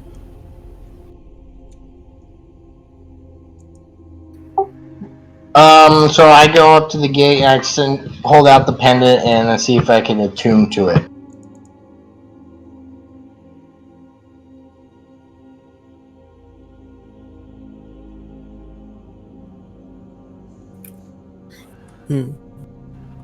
Someone's gonna tie a rope around himself, hand the other end to Laymore, and be like, "Hold my." You're gonna dive in? Okay. Wait, where are you going? No, I'm not gonna dive in. I'm gonna stick my. I'm gonna look down the water, but if something grabs me, I want a life. Let me hold So on as to the soon rope. as you get close to the Leomorn pool- isn't going to be able to keep you. As soon as you get to the pool, sort of, I'm just going to look over. Something extremely large, tentacle, shoots out of the water and it's going to grapple around you as you look over the darkness of the pool. We are going to roll initiative. See, life. Yep, pull!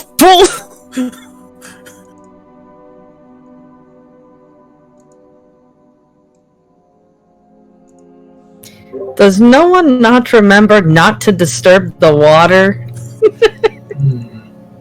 What? That wasn't for real. There was nothing wrong with that lake. Then why were you running very I fast? don't remember past that at us? all, at least. Oh I yeah, don't know. totally nothing. Absolutely nothing happened at the lake. Psh, that was just totally a fluke, right? Just our eyes playing tricks on us, after all.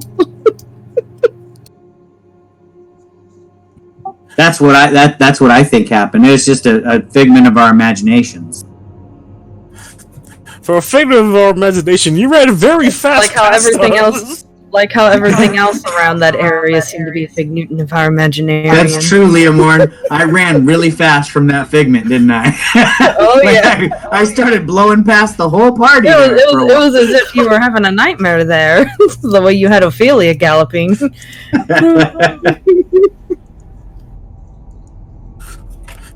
And for some reason, I had my suspicions, especially with the trail of urine behind. That was suspicious, actually. I'm going to give this thing a surprise round. And you can bet it definitely did not come from me.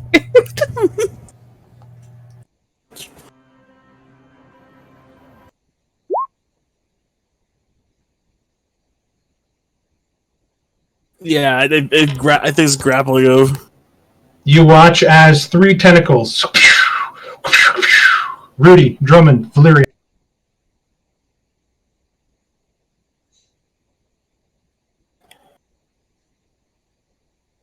Are the tentacles black, just as black as the water? 15, Rudy. Or, sorry, Drummond. That's gonna hit. Okay. You are grappled. And no, you do take 13 points of bludgeoning damage, and you are grappled. You are considered restrained until this grappled end. I said, Drummond, Rudy, Valeria. So this one's going 28, 16. Okay, you will half that to 8. You are restrained, and You said this was a surprise round. Can I still use reactions on surprise round? oh, you can't use the reaction. That's right. And that's against Valeria. 14 bludgeoning. All 3 of you are restrained as something begins to surface from the water now that it has you in its tentacles, and it is... Dun dun dun. Oh god! Small ass kraken. And you're watching now as some of the tentacles are sort of smaller, and it sort of almost looks like it's been stunted. Its growth has been stunted, and it has like weird small little appendages that don't serve to see any purpose on its body, sort of flailing around as it's coming to get you. Top of round 1, Gar Shadow.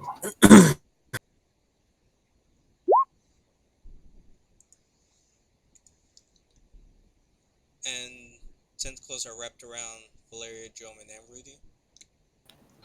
All three of them are grappled and restrained. Garsha is going to try and tear apart the tentacle on Valeria. Okay.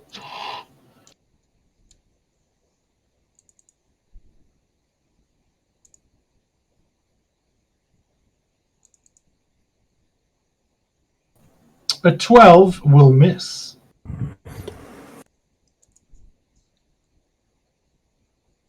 Okay, that is...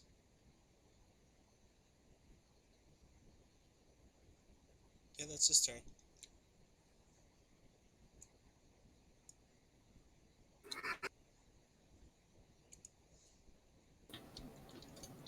Falk.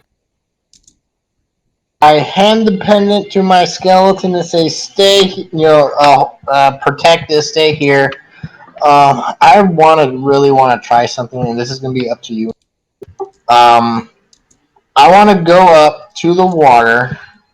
I was going to pull out my wand, stick it in, and cast Witch Bolt, hoping to electrify the whole thing and just fry it. I believe Witch Bolt needs a target.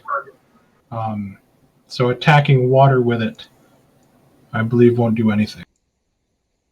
I was hoping with the electricity and everything, but if I'm leaving that to you, if I need the target, then I mean, that's not even up to DM. The target of the spell is very but specific. just keep in mind that your three companions are being held by watery tentacles attached to the thing in the water, and one of your companions is wearing metal armor. So if you want to attack the water and electrify it, we can do it, but your companions will be electrified as well.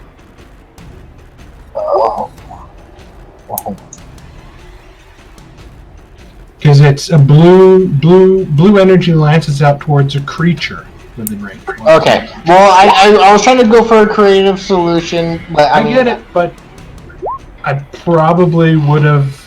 If electrifying the thing in the water would probably electrify your three companions.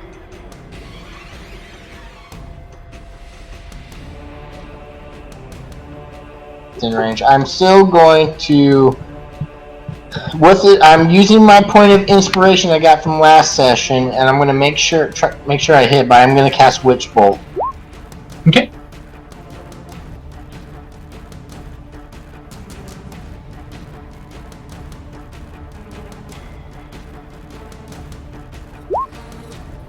A 16 misses. You guys are looking for a 17.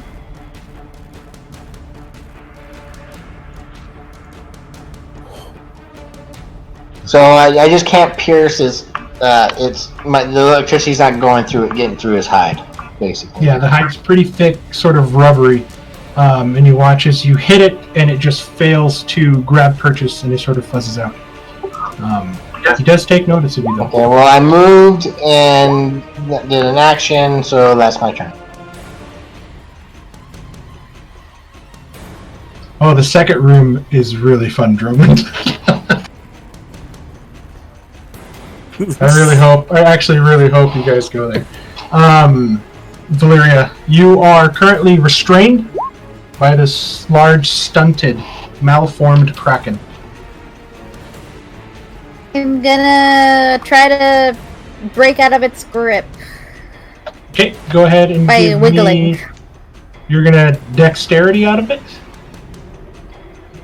Okay. So go ahead and give me a acrobatics or regular dexterity check.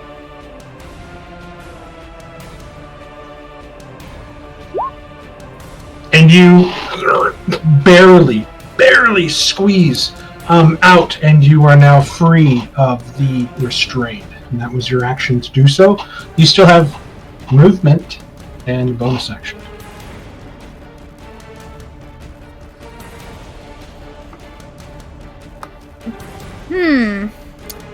If I move away, I'm gonna get an opportunity attack, so I'm not gonna move. I guess I'm going to call out my spiritual weapon. Okay, sounds good. Go ahead and place your Pegasus where you want.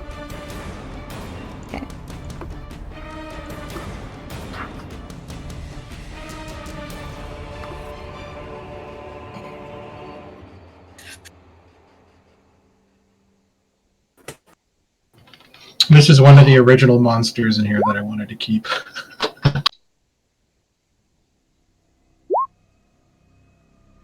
Oh, damn. Go ahead and roll that damage. Go of my friends.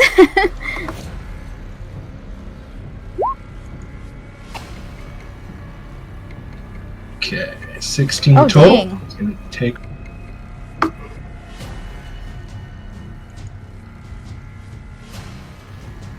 As the horse bucks and just connects with its torso as it's sort of slithering up in the water, keeping itself afloat with the tentacles flowing up. You watch as it just explodes. This black ichor starts to leak from the hole punctured by that force. Very good round. Is that the end of your turn?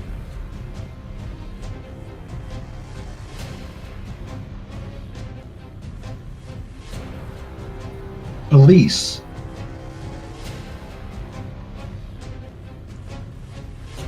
Okay. And German and Rudy are still grappled, right? Yes. They're currently sort of fighting the tentacle that has them around the waist. And it's kind of squeezing them. Okay, I'm gonna trust that somebody's gonna get to Drummond, but can I go over here and see if I can cut off the tentacle that's around Rudy? You can definitely attack the tentacle if you want. Yes. Going to attack it with my rapier. An 11 misses. It's really hard. You're trying to hold on to Rudy. Dang it, trying quit to keep her squirming, still, but Rudy! I can't see! The strength of this creature is phenomenal. Okay, and then, yeah, she moved over there and she's gonna stay right there. Okay. Moonlight. Wrong button. Okay, so Moonlight is going to fly forth at Zerak's command and scratch at this thing in its eyes if it can, and then fly back. So 5, 10, 15, 20, 25, 30, 35, 40. 45 feet would be to here, and I'll just put him at like 10 feet up in the air. The owl, the natural enemy of the Kraken, flies in and just rakes at its body, and then flying away, opening it up for an attack. Bulk skeleton. A Falk skeleton is going to stand there holding tightly onto the pendant. Because that's what he was ordered to do. Okay. So he's going to take the dodge action. Sounds good. Lamorn. Well, still holding onto the rope with one hand. Leo's gonna flex his glove, take aim, and is going to try to make...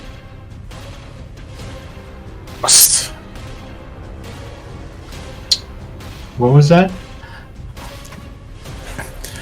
He's going to try to make the tentacle more brittle with the Ray of Frost. Okay, sounds good.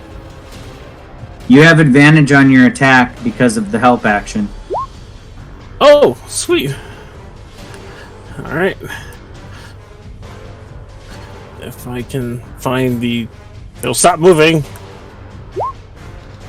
17 is the magic number.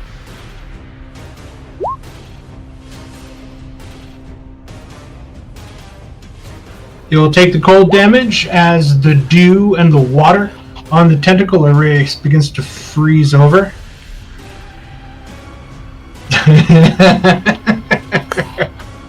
Sorry, Droman. Leomore, you can stay there? Yeah, I'm going to stay there, and I am going to grip the rope tightly for the pull when I see him starting to wriggle. Okay. It is the malformed Kraken's turn.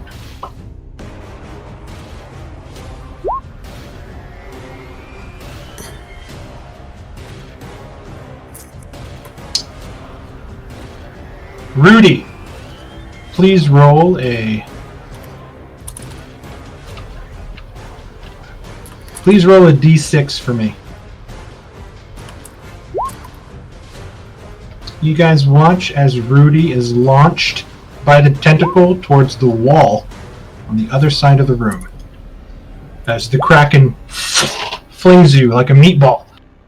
You can do that. Yep, yeah, something called fling. So that's 5, 10, 15, 20, 25, 30, 35, 40. 40 feet. And what is it? If the target is thrown. Okay, so that's 40 feet. 10, 1, 2, 3, 4. Okay, and you're going to impact.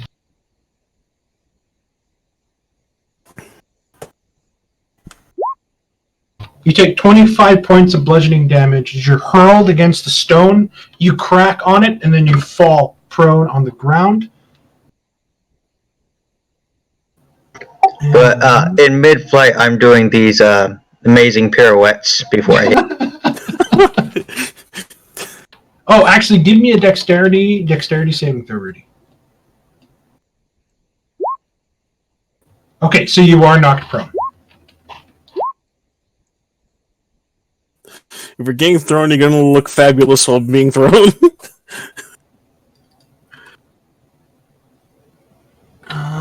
Let me make sure that's everything he can. Oh, sweet. Okay. Drummond, roll a d6 for me.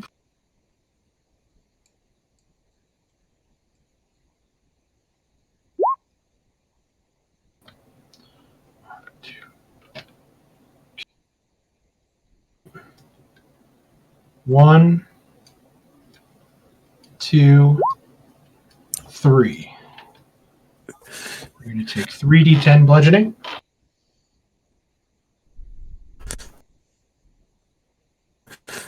Oh no! Okay, 16 points of bludgeoning. You can uncanny dodge this, and also give me a dexterity save.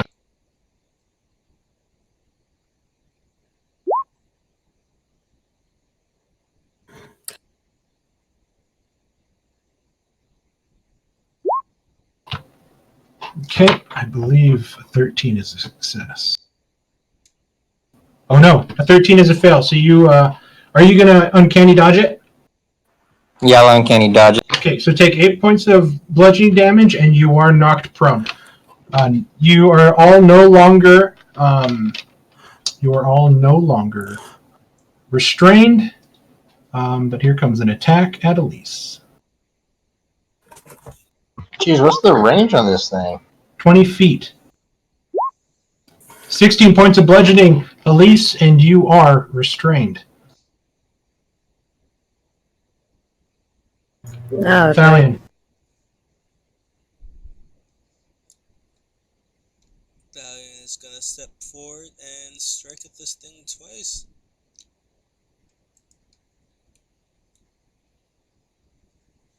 Okay, go ahead and make your halberd attacks.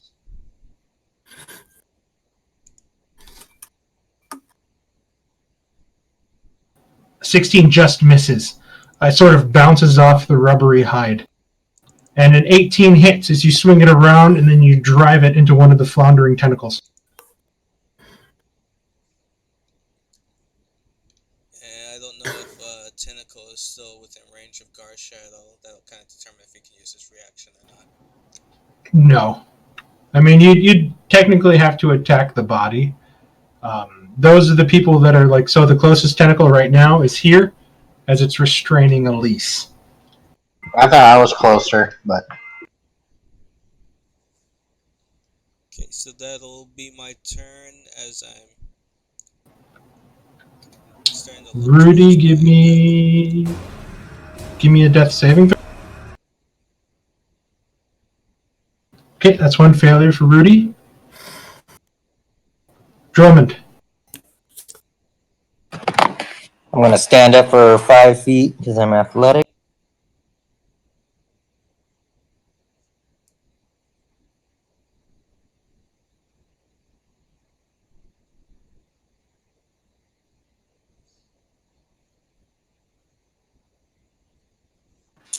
I'm gonna use my Shadow Blade spell.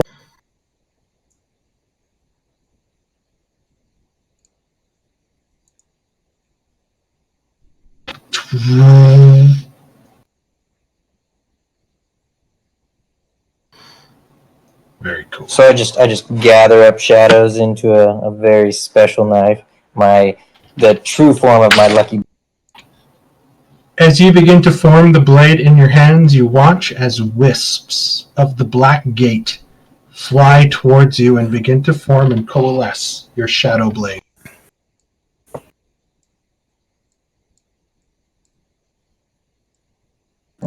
Are we in dim light? We are no, because two people have extremely bright lights in here. All right, so this will be a normal attack.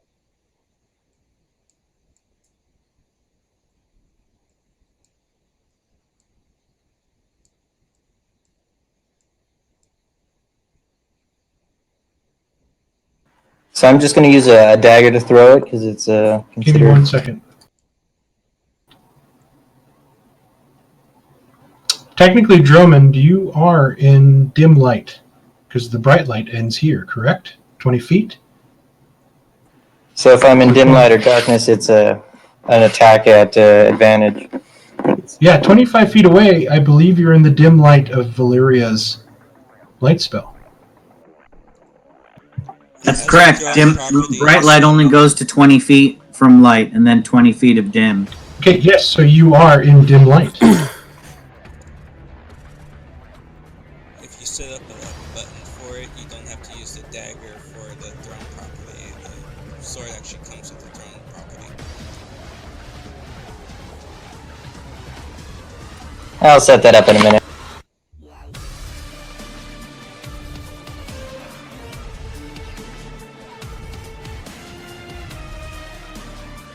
Oh, go ahead and roll it at advantage. That'll hit.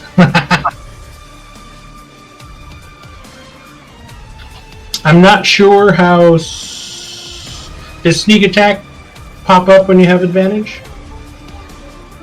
Yeah, sneak attack if you're using a finesse weapon or ranged weapon triggers if you are attacking with advantage. Okay, cool. Because I don't know if technically anybody is within melee range of this thing. Okay, so it's 16 plus 11, correct? 16 plus 11.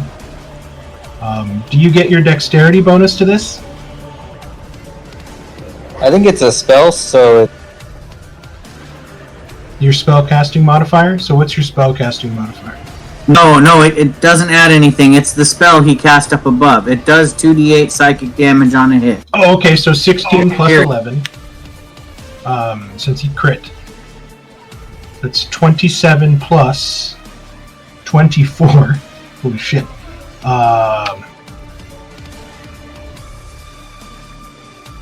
That's 51 points of damage, Drummond. See, this is what the Lucky Blade does when it's not messed with. You hear that Clash of the Titans crack and roar, that roar sort of emanating through as this thing is screaming in pain from that vicious attack from your shadow. Please save at the end of your turn. And then basically the shadows around me form another blade. I think it's 51, right? 51? 24 No, he gets the 10. He gets the 10 from his crit, and then the 24 is because it's 6. No, he gets it. Oh, that's right! He doubled. So it's 61 total damage. Oh, shit. Yeah. That's a huge hit. What he just... That's a frickin' Connor with his 100 points of damage warlock shit that he pulled on me. So, yeah. So in subtitles, screams even louder. Please. Am I able to walk over this? Am I able to walk over this black In gate? subtitles, Or is it screaming You intensifies. cannot pass through the black gate. It has that same weird light that the white gate emits, except it's shadowy, but it's still apparent. It's I can't even think of the proper word right now. It's a physical barrier of light, but dark shadow. You can try to force your way through it if you want. But you watched, I believe, somebody try to force their way through before, and they got blown back. Falk, it looks like you're the closest. I'll end my turn here. Zirak. Looking for what? I can't get through this black gate, so you're the closest to Rudy. So this thing has long tentacles. Zarak has seen it reach out and grab people, so he's going to take some steps back, like to here. But Where did still you take a within step back spellcasting. I was here. Okay, so you're stepping out of its 20-foot reach. If it has a 20-foot reach, then yes, I am.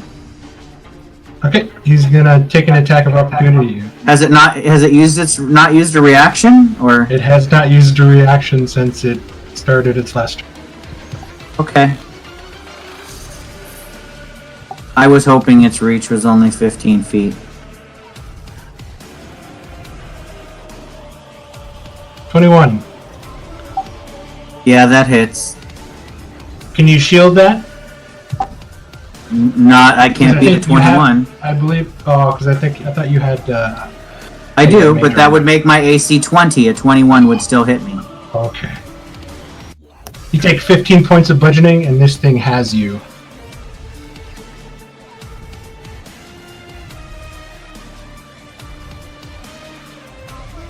Like a Middle Eastern shop owner, just caught you shoplifting. He's on you.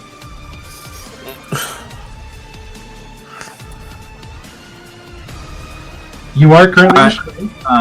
I am going to change my spell that I was going to use since I'm going to go down anyway. I will use the spell slot. I'm going to hold up my hand and try to keep it from moving. Okay. Oh wait, it's not a humanoid. I would know better. Never mind, I can't cast that. Okay. That's what whole I was like, monster's for.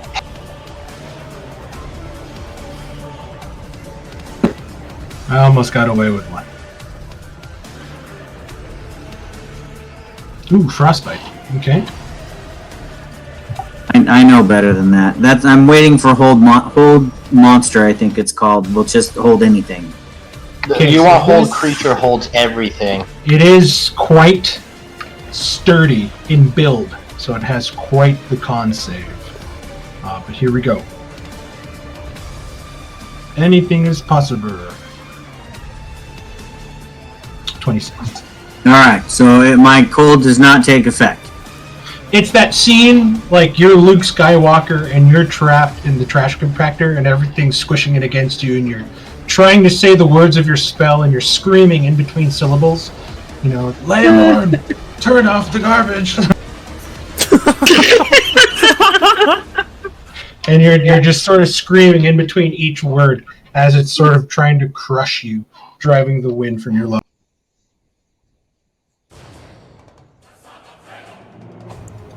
Top of round 2, it is Garshadow's turn.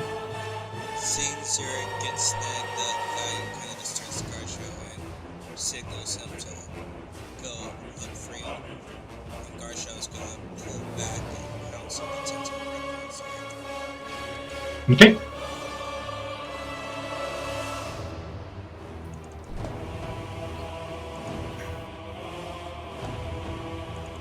"13 misses. Now he's in the water. What's that? Now Garshadow's in the water. No, he's trying to pounce on the tentacle. Oh, I didn't know you could do that. Yeah, I'm letting you guys attack the tentacles. That's the fun part. Everybody's got to be Boromir and Aragorn cutting stuff free.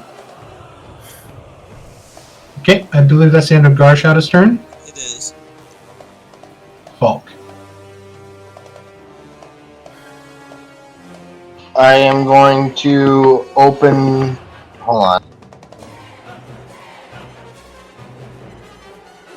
Open my mouth, do a mummy, and flies come out and go down Rudy's throat. Man, that's so gross. It's really I gross. think I just upchucked a little from that memory. Rudy's gonna be at full health. Rudy, you get 48 points of health. Falk, you take 24 points of damage.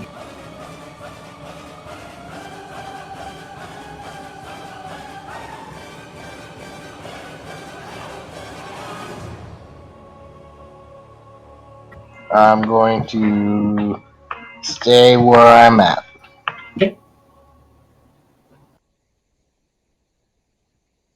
Valeria.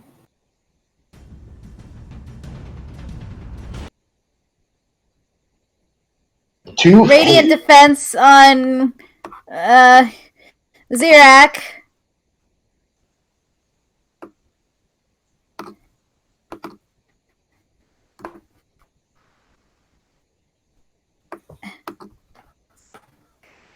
My thing's getting slow. Okay. Here Zirak, it you is. begin to glow with very warm heat. Different from the heat that you experience. This is sort of like a heat from a loving hug that sort of begins to wrap around your body as Valeria's radiant defense. Ooh, I like that. It doesn't actually defend me. It just kills the thing that hurts me. Yep. It's a great. So you can drop me to 0, but it's just going to cost you 2d10 plus her level and cleric damage. I like it. That there's a price you But pay. I like to think of it. It's like a consolation prize for you. Like That's how I feel. That's exactly. As long as it's going to hurt you to kill me, I'm fine with it. Good. Thank you, Valeria. You've made my day. And then I'll send another attack with my spiritual weapon as a bonus action. 22 will hit. Kick it in the face with that horse. I love it. Is it wrong that I picture like the spectral hand like slapping the person, kind of like whack slap? Yeah. I'm imagining the horse knocking a few of its teeth out of its mouth right now. That's making me very happy too. It's a very stunted and deformed thing. Actually, looking at it as you fight it would kind of make you sad. It's a very mistreated, hateful thing that's been kind of stuck here. And Valeria, you're going to stay there?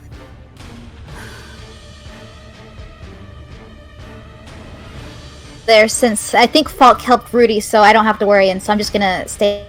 Yeah, you saw fly out and go to her, so you know what happened. Rudy, you come to consciousness. Oddly, you feel like you're eating a full meal. Strange. Elise. I wake up feeling violated. Elise, you are currently restrained by a very large tentacle. It kind of has you at its whim, really. Oh shoot. 'Cause I can't really do anything except, I guess I could try to break free. My strength is not so great. Okay, give me athletics or acrobatics, depending on what you want. I'm gonna go with acrobatics for this one. Okay, you're gonna try to. You slither out. Oh yeah. You manage to quickly suck in. Yeah. As the other tentacle shoots out at Zirak, you use this as a quick moment of opportunity. As you quickly suck in, make yourself as thin as possible, and like Thank loose God I'm pants, skinny. the tentacle falls, and before it can grab you by the ankles, you sort of step out really quick. Alright. That was your action. You still have a bonus action and movement.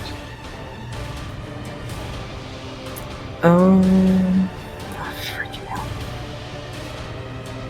Doesn't matter where I move around this circle, that thing's still gonna so she is going to stay there and kind of catch her breath. And,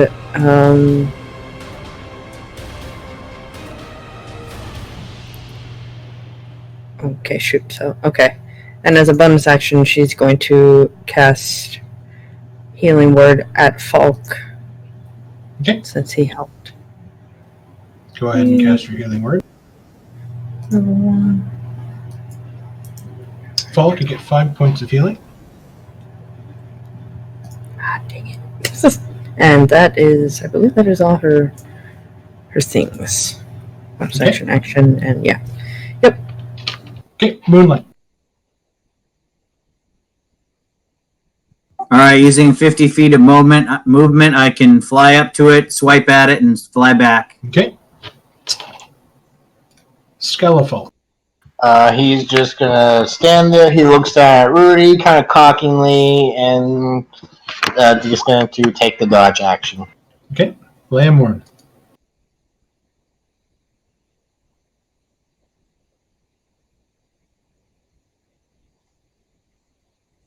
Oh,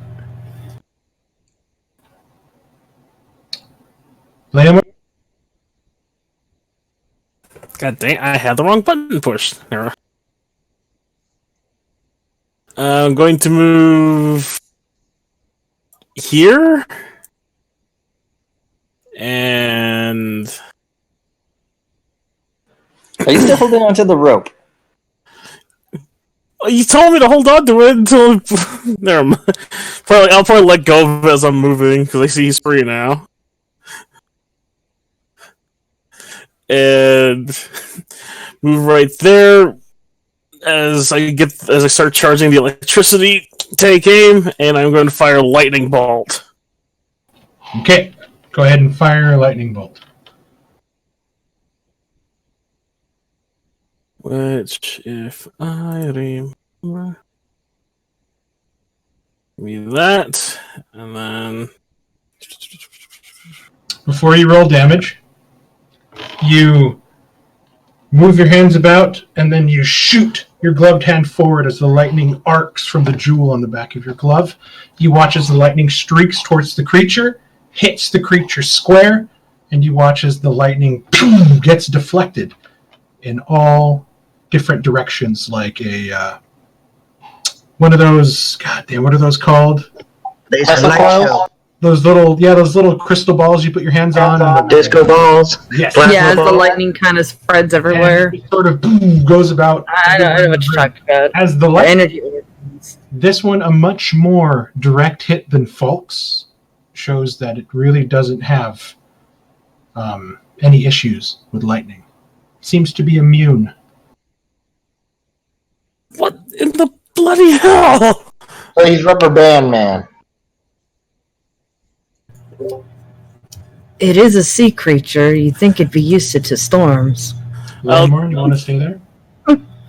Yeah, but I'll look at the jewel, tap it a bit, like, is it cracked or something? I don't think I've ever seen anything stand up to a lightning bolt. Rovania did, didn't he? He stood up against your bolt. Yeah, a full-fledged direct hit, actually, at point blank. This would have been the second thing that you've seen actually stand up to your lightning bolt. One of them was a barbarian. It is Right. the Kraken's turn. I think Leomorn might kind of get the idea that things with a lot of hulk and muscle must have some kind of lightning resistance. It's gonna go 1, 2, 3. Valyria, Leomorn, Zirak.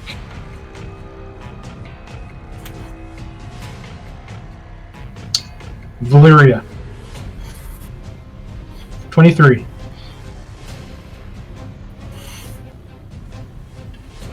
$14 points of bludgeoning, and you are now restrained.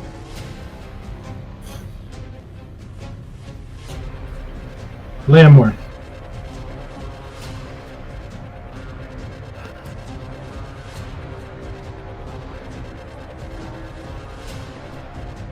$14. Actually, see, I had the mage armor on, so that'd be 13. I know, I'm gonna risk shield. I'm gonna throw my staff up. Okay, so your mage armor would be 13 plus your dexterity mod, correct? Yeah, actually, that'd be a match 14. Okay. So you shield and you deflect it, and it sort of hits on the wall across from Elise. I haven't done this yet,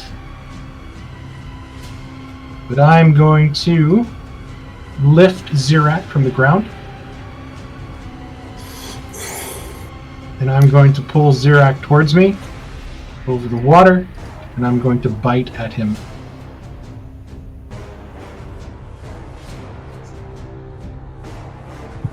Am I still restrained, giving you advantage? You are still restrained, giving me advantage. Okay. Did anybody And attack it I've with been- the advantage that the owl? Not yet. The advantage is still live. Okay. I was just Leomorn curious. used lightning bolt, so if Thalion attacks on his first one, he will have advantage. Okay, good. At least Moonlight's pulling his weight. Get ready to roll your radiant damage, Valeria. Here we go. Thank God. Okay, 22. You take 16 points of piercing damage, and you are now unconscious. He is going to begin to eat you. And that was 3 attacks. That's the end of his turn. Thalion, you're watching in horror as Zirak is now beginning to be devoured by this large, malformed creature. Can we still see Zirak? Swing at this creature. Okay. You reach out, trying to slash it with your halberd. 22 will hit. Okay, go ahead and make your second attack without advantage.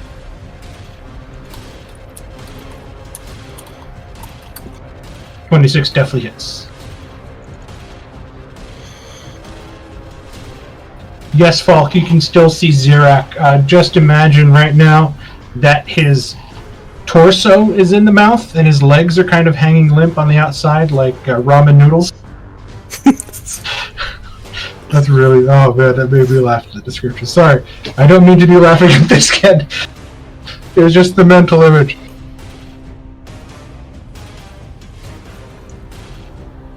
Rudy. Rudy is going to spend 5 feet to get up because she is also athletic.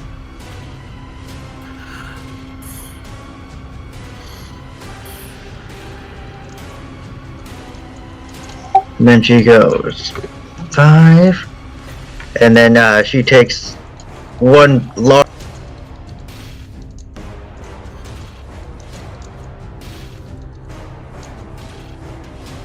She's going to land here and make 2 attacks against the tentacle that's holding Valeria.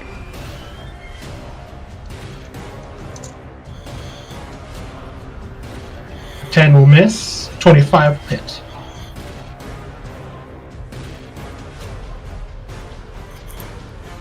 For 12 damage, and then she will bonus action healing word Xerox feet.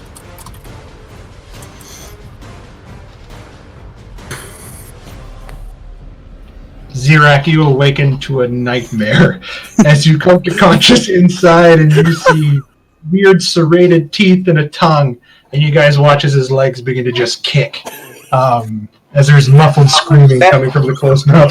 Was that 8 points of healing that you gave me, Rudy? Yes, 8 Or points. 4? Okay, total of 8. All right, I'll add the 8. Thank you. That's a third of my life. I'm good now. I'm seriously getting Little Shop of Horror flashbacks right now. Yeah. Is that the end of your turn, Rudy? Yes. Very good turn. Drummond. Another Shadow Blade.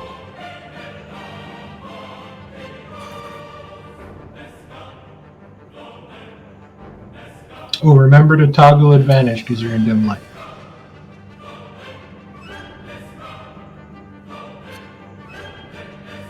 Oh. The 17 will hit. I think I have an ally adjacent. Yes, you do.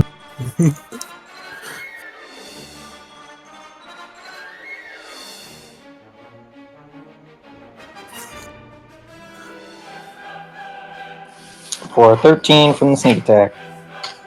And I will stay where I... This creature is beginning to look bloodied and broken.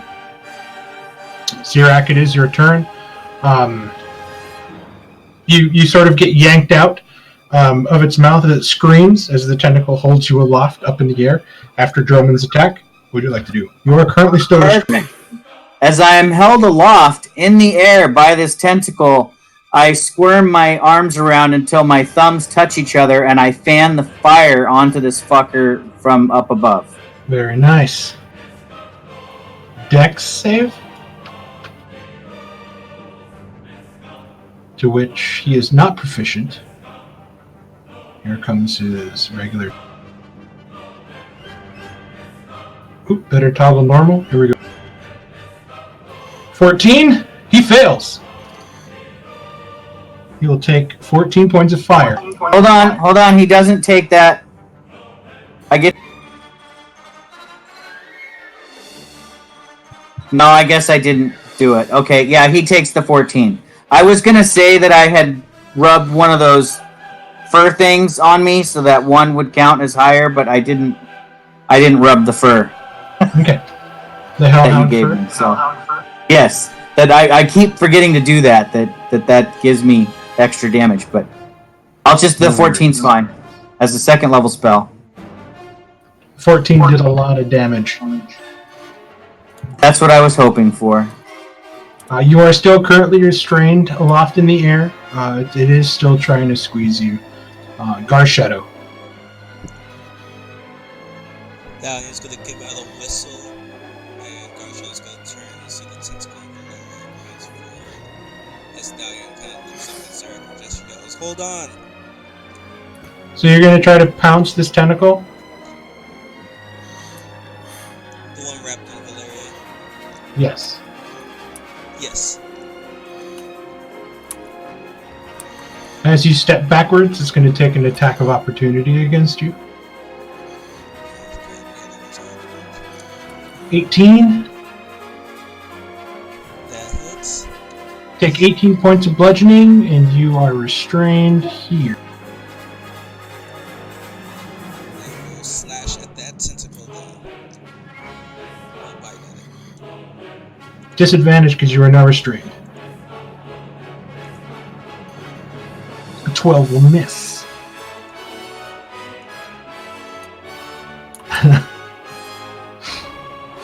I can hear the frustration. You guys are awfully silent in this fight. Is that the end of his turn? Yes. Falk, you can finish this thing off. Times like this call for a witch bolt. He's immune to electricity. Come on! I'm pretty sure we shove the lightning as far as we can. Come on! Jump at its mouth and activate tentacles. Oh my god, that would be the coolest way to kill it, though. That's what I tried to do last time, but the party killed me for doing that. So Well, you did kind of jump in there knowing someone was in there and the AoE effect. Split second decisions. He's dead. Here we go. Falk, what are you doing?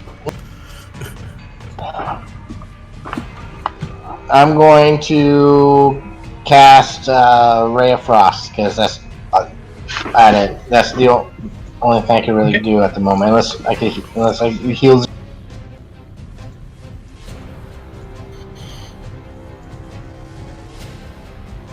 24 will hit. Oh, that one killed it. I killed it. No, that one killed it. It has 1 hit point left. It had 10 left. And you rolled that 1 on the d8. Someone spit on it. Oh, that's my turn. Oh, great. Here comes Valeria to get all the glory again. Take it. Take the glory. We don't care. Just kill the Okay.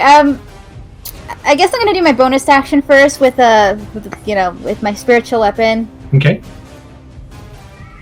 That first. 16 just misses.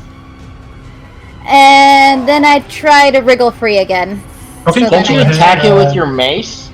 Give me an athletics or acrobatics check to try to break free from the tentacle.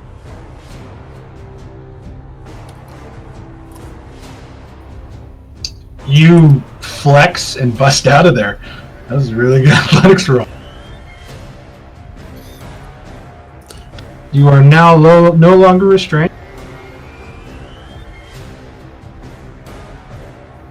You do have movement if you want to use it. And I will move to Elise. Elise, your time has come to reap the glories. Vicious mockery is just insulted to death. Oh my god! I was actually thinking about doing that. it's a horribly disfigured and mistreated creature. You should just remind it of how ugly it is. I was gonna be be but- really mean to it and just speak infernal words and make it feel sad and hope it dies. It just suicides itself. It like spits out its heart and chews on it. Oh my god. Can I do that? Go ahead and roll a vicious mockery. As you tell it, not even your mother loves you. Ooh, actually, this thing's proficient in wisdom saves. Oddly enough, Dang it! anything can happen. You got this. Oh, he rolls a 17 with his +6 modifier. So close. He does not speak your language. Yeah, his voice is like, of course no fish thing did. The Sawagan didn't either. Are you gonna Throws stay hands up in there? the air. Throws our hands up in the air like, really? Okay. Moonlight.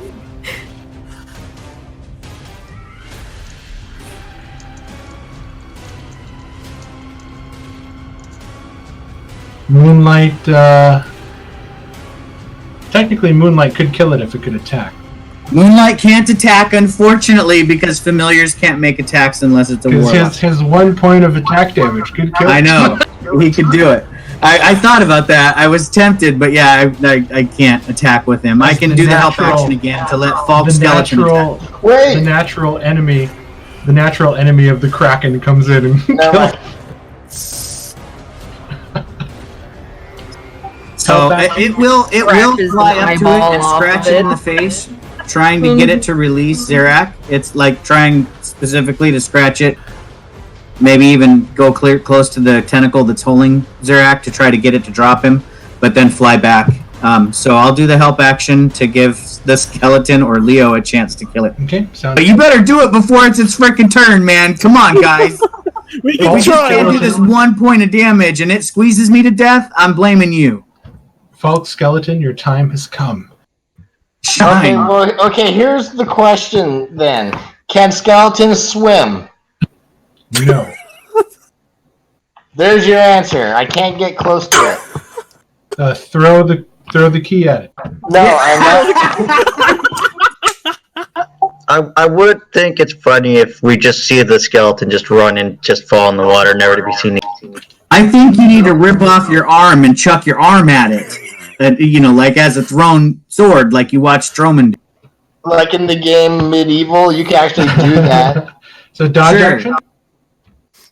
I had a awakened undead that could use his arm as a. I remember that. Liam Horn.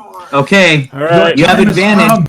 Falk, the skeletons can again take the dodge action just for clarification. All right. Gonna just No. huff in anger, take aim. It's like, fine. Let's have some Katamari pops and fire a ray of frost. Okay. Myth. Oh, wait, He has no, advantage. I He's really not hope going to he miss. misses. He has advantage. He's not going to no miss. advantage. Okay. Please. If I miss, I would quit right now. If I admit. To be fair, we still haven't seen what happens when somebody double crit fails. It would be a lot of fun because I still don't know what Mark's rule is. He's keeping me in suspense until it actually happens. In suspense. Zurek, give me a dexterity saving throw.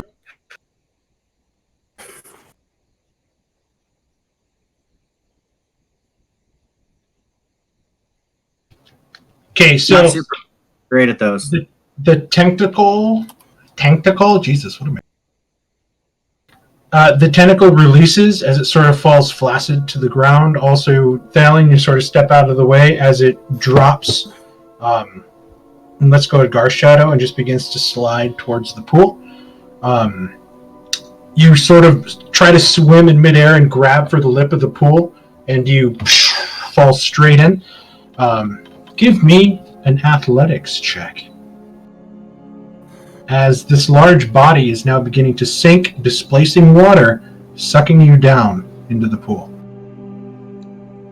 You mean Zirak's athletics check? Yes, I need Zirak to All give me an athletics Let's- check to swim against the current. See if those push-ups have paid off at all. Mark, while this happens, can I eat one of my herbs that allow me to breathe and jump in after Zarek?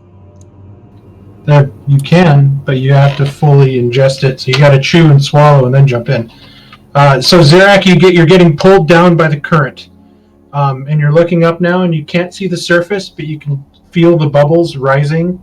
You're not sure how deep you've fallen, but you've got a pretty good breath because I think you were cognitive enough to hold your breath as you splashed into the water. Give me another athletics check.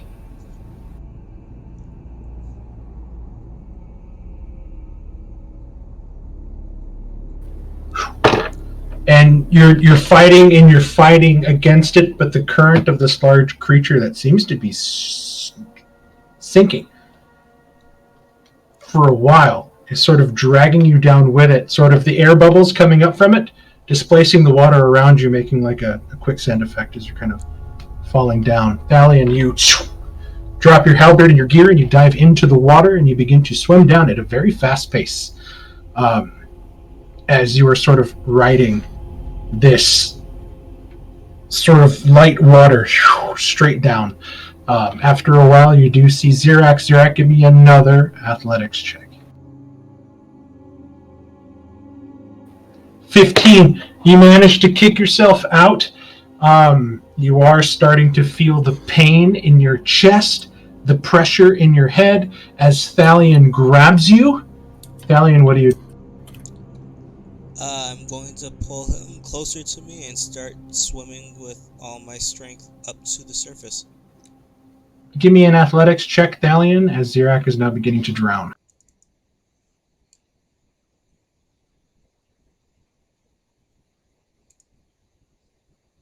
Perfect. Whoosh, whoosh. He's kicking with all of his might. Zirak, boo, you breathe as you guys breach the salty cold water. Coughing, sputtering. You're not very happy at the moment, but you are currently alive.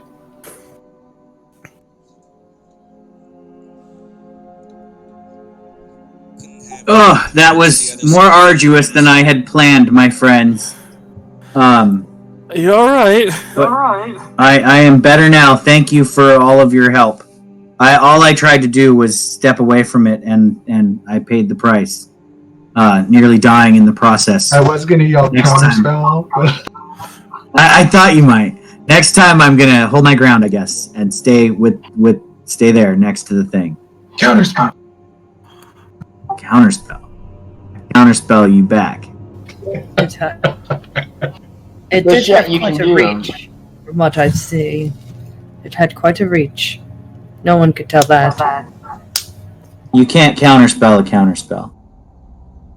Can't triple You stamp can't? that double Or stamp. else you'd just be counterspelling all day back and forth. Because you would be casting 2 spells at the same time if you did that, and that's impossible.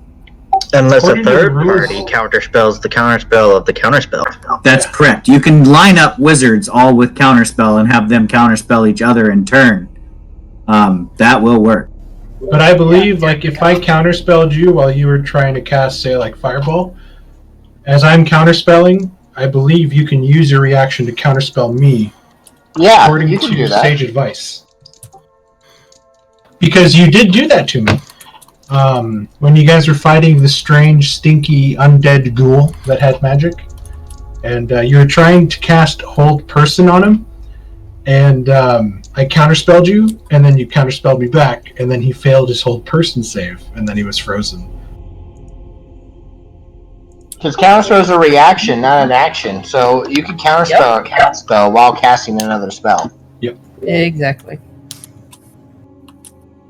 Because I believe that was in sage advice.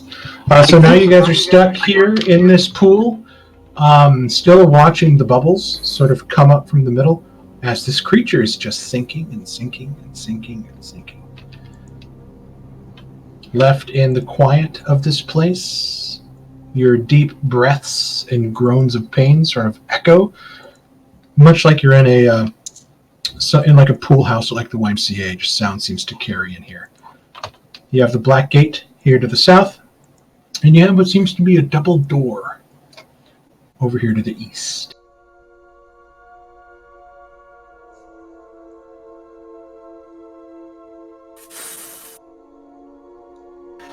In here because I'm starting to feel like it doesn't even matter right now.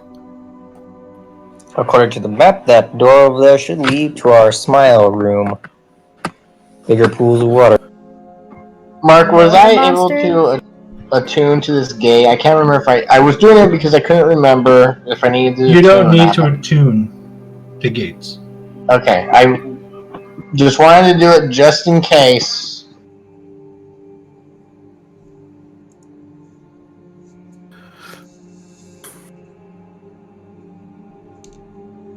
So I will make my way back and hand the pendant back to Zira. Considering I we can find another happily door, accept it. we should probably see what's on through the other side of those doors in that smiley face looking room, since we need to find a master key in this area.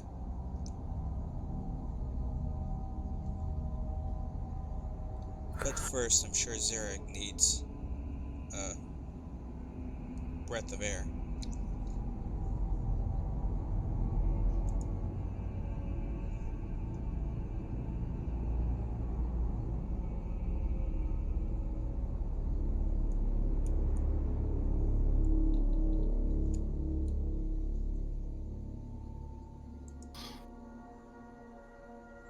Are you guys taking a short rest?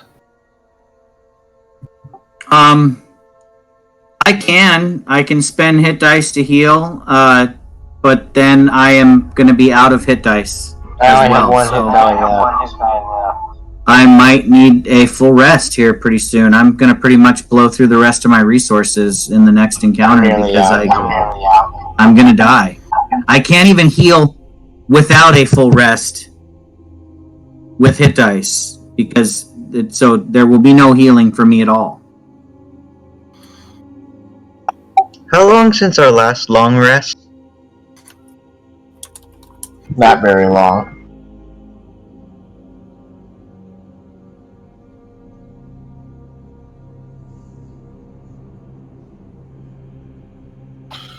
Oh, since your last rest, you guys killed apostles, fought a minotaur, killed more apostles, went into the maze, discovered that, went in, fought some Duergar.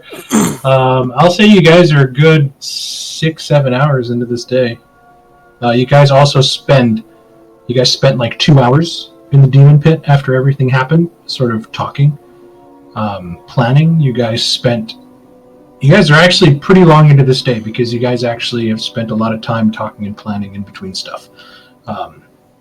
So you guys could actually take a long rest. I have I think, yes, as Danger's thinking, we can access outside to the tower from these black gates, correct? Yes. Why don't we get our followers and our gear, bring them in here, and take them to the garden? That way they don't have to be in the snow, and then we just get them on our way out.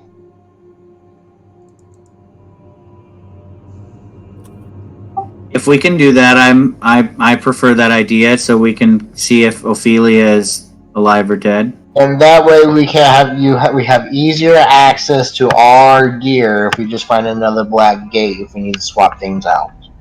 They'll stay safe and warm while we traverse. The only downside is if we die, they're trapped. Or if the enemy discovers the sanctum. So I'm just throwing that out there. Instead of them freezing to death or them leaving us, we have all our gear and they stay safe and warm.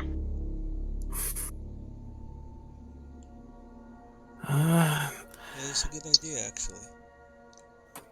It would be nice to escape for a little bit. It is a nice idea, I will admit, but Falk, I can find no fault with your logic. I think that is the best, brightest idea you've had all day. Keep them coming. I have to admit that is a rather good idea. Though my concern is, if we decide to keep them in here, how do we make sure they do not get caught by any straying eyes? Well, as I recall, the garden was only accessible to the Lich through a certain code, because the Lich made it. So, I'm pretty sure that nobody else can access it unless they have the gate key and that specific code. If I remember correctly, he also said, like, the more times you visit it, the more chances it could be discovered. So there is that. I'm just throwing that out there.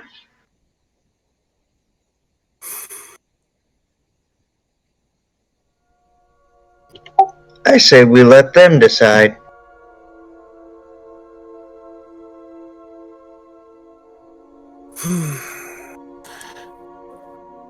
Well, it's up to everybody else. Also, another thought popped in while we were walking through. We left that demon alive in the back room. Yeah. What's this stopping from going through the portal and killing all the prisoners? I don't think it knows how to fit the portal that small. Does it even know where the prisoners are? What's this stopping from just going through the portal and finding out? Yeah, we don't know the intelligence or the, how do you call it, the will of that creature. For all we know, that thing could go on a rampage or try and find its way out. I don't know. Well, we made our decision. We just have to live with it. Yep.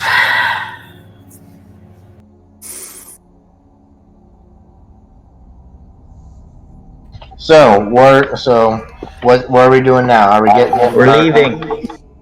Leaving where? The doors outside? What are we doing? Outside, of course. That's what we've been talking about. So if that's the case, Zarak, if you would mind.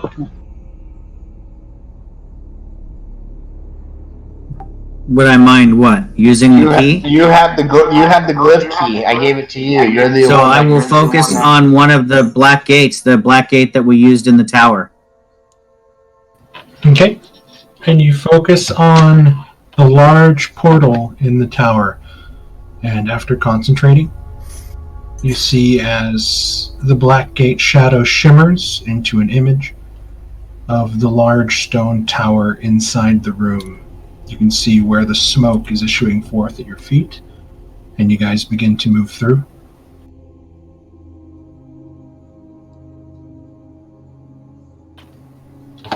Falk deciding that Sin's warning was just maybe bluster, not something to be believed, as you guys access the outer gate again. You step through into the tower. Portal closes in behind you. The smell of salt water and brine is replaced by stagnant air. You begin to sweat immediately, though you do not feel a temperature. As tired as you guys are at the moment, it's making you feel real tired standing in here in this sort of strange environment. You guys walk towards the stair, see the one room where the desk was. The door is closed, and you guys begin to move. Down one level, keep going, down another level, keep going until you reach the base level. Opening the door, you make to the small antechamber that leads to the outer room. You open the door, and what you Mark, see... can I check the ground for footprints as we're making our way towards the room, just to see if indeed the people we feared earlier might come this way did in fact come this way? People you feared, what do you mean? I thought somebody said there was a vampire that was going to go eat our horses earlier. That was Resimone. Yeah. So did he come this way and eat our horses?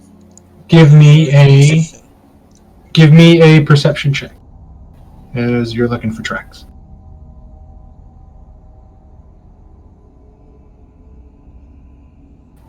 You look down at the floor and you sort of watched it the whole time using your light to sort of shine on the ground. And again, the place is oddly free of dirt, scuff. I mean, really, the only thing that gets you every time is the second level, where you catch the whiffs of the vinegared wine that has been sort of spoiled and left.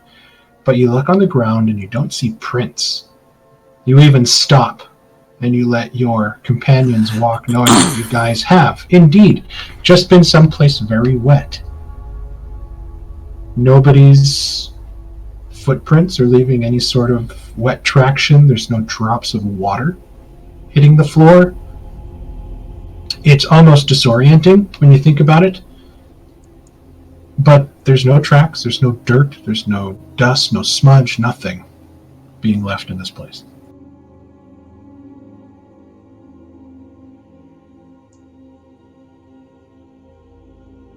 Okay, my spirits are a little bit higher. And then you open the door. And what you see is your hirelings sort of huddled together in a corner. The horses are alive. They somehow managed to scraggle some rough brush from outside and have kind of fed them. Although you see that just in the 3 days they've been here, the horses look a little thin. Your hirelings look a little thin. Hopefully I built the tension up enough. They are, in fact, alive, but you can see that they are kind of spooked.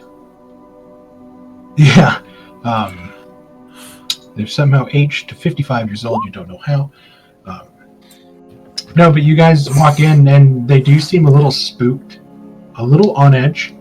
The horses themselves now have sort of relaxed, but you can see that the hirelings, they're definitely in a little bit over their head.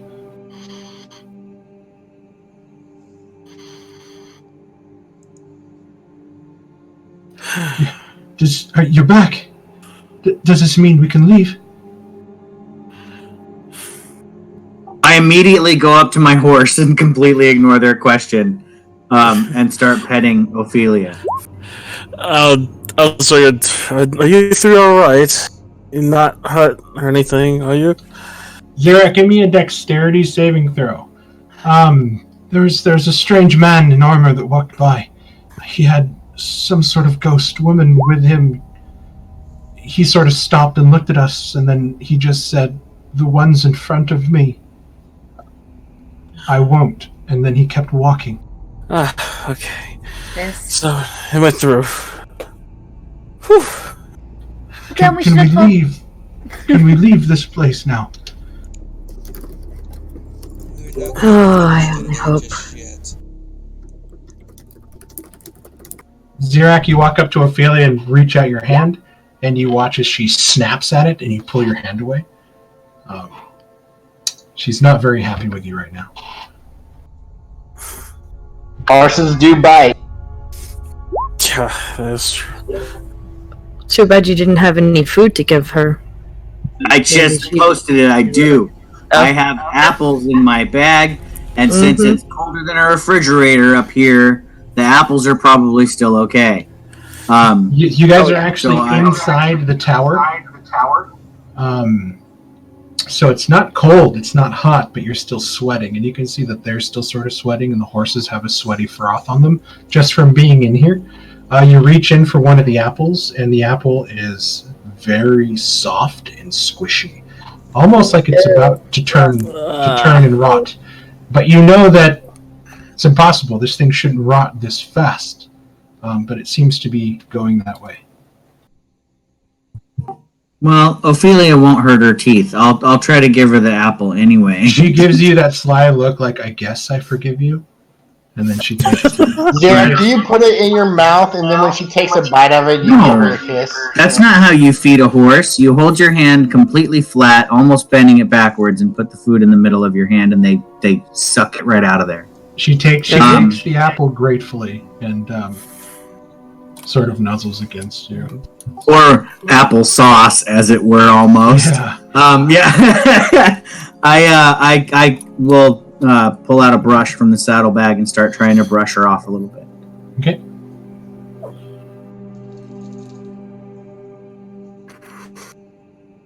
No, Falk had an idea that we were going to take him to the gardens, right? It is a good thing that you guys decided to come out here. Because remember, they were going to leave in 4 days. It's been 3. Yeah. So you have a choice. We're gonna leave it totally up to you. We found a safe haven for you to go to and stay, if you so wish, in the tower. However, we're not gonna force you to do it if you don't want to. That we will be warm and safe while we go finish our journey. There's fresh water.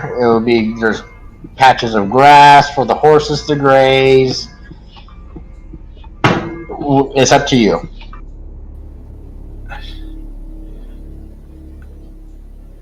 If it's safer than here. And he sort of looks over at Welf, and Welf just kind of shakes his head. And Faye just kind of is holding on to her brother. If it's safer than here, then Of course, we're not going to force you, and if you want to leave, you can leave.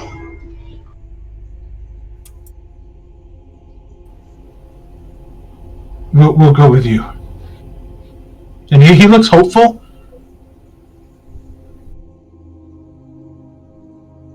But a little disconcerting that the new guy that joined the party is kind of, and everybody else is not saying much. But they look like they've kind of had it with this tower. Then we should proceed forward. The sooner we get through this, the sooner we can complete everything.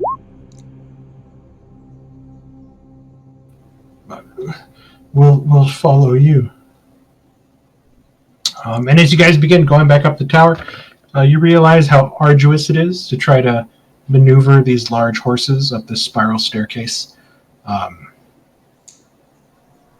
It's not fun for them to sort of walk up this. They're not very comfortable with it, but you guys are able to coax the horses all the way up. They begin to panic a little as they see the gate and the smoke issuing forth. What do you guys do? Falk, if you can issue the garden. That would be Xeric. Xeric has the key. Xeric. Okay. Ophelia, you'll just have to wait a little bit. They need me now. I will pull out the vault key and begin focusing on the black gate in the garden. So you're looking at this portal, and you see the keystone pedestal standing up. You drop the master key in it. You watch as 3 glyphs light up. The one that you know is the demon hold, and then 2 others on this keystone.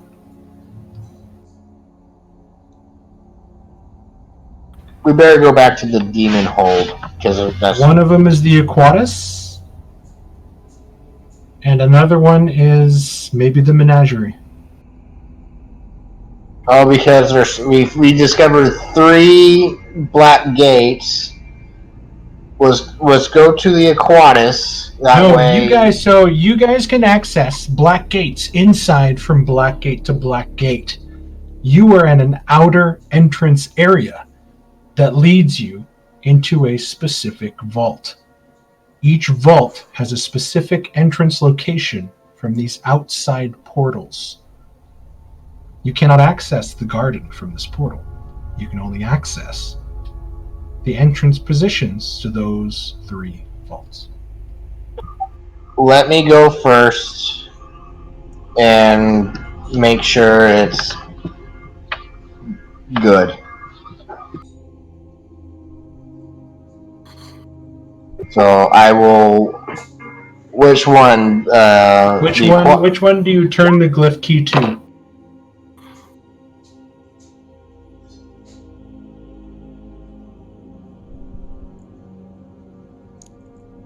I would Let's turn it to The one you know, the one or we know. or the one of the two unknown ones. That's the question. I feel I kind safe. of want to turn. I kind of want to turn it to one of the unknown ones, just to see. Okay, then yeah. 2 or 3. Mark, will you describe the two unknown ones a little bit, just so I can give you a keyword? Yes, go Is ahead there a difference? and go ahead and go to your hand. Okay.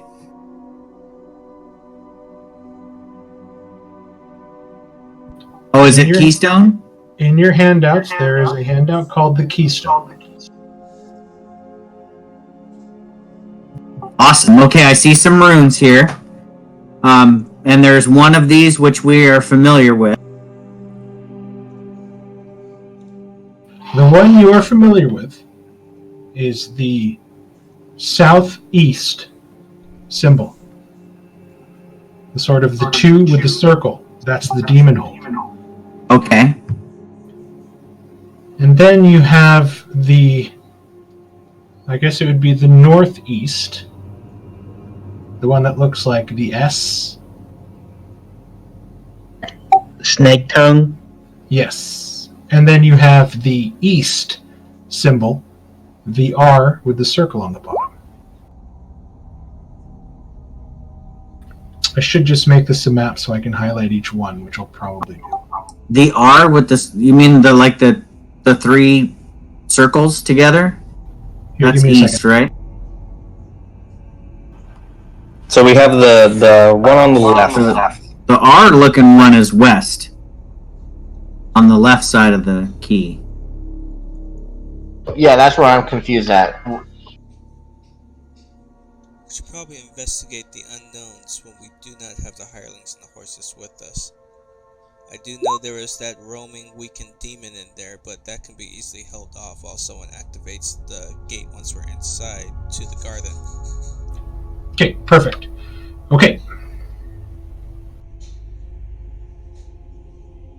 You have this box here that you know is the demon hold.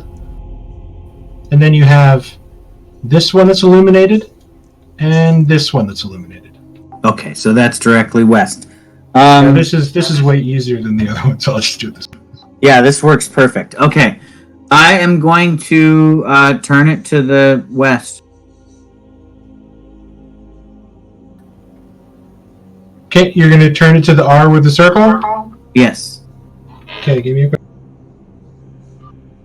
So once I go through, Valeria send me a message spell asking safe, and I'll say yes or no. R, I don't which is think going. message will work.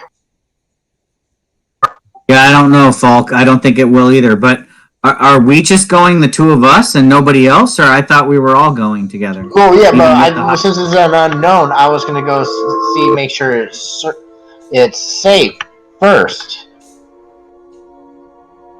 No, no, With no. me and my skeleton.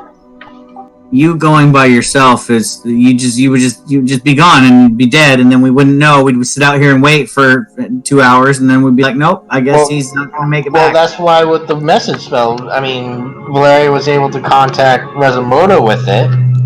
You know what? You know what? I like this plan. I'm sorry, 2 people were talking.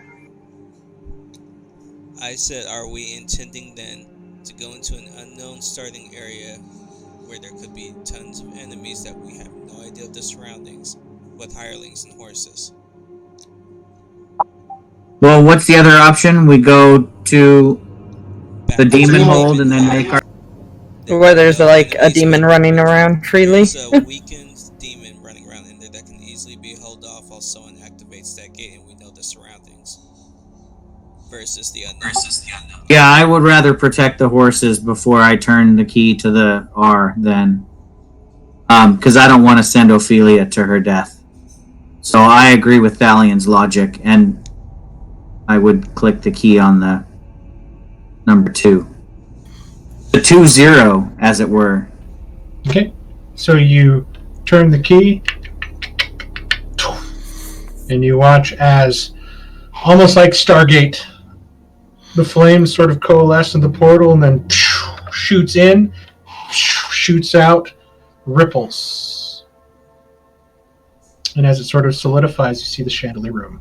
Give me a perception check, Zirak.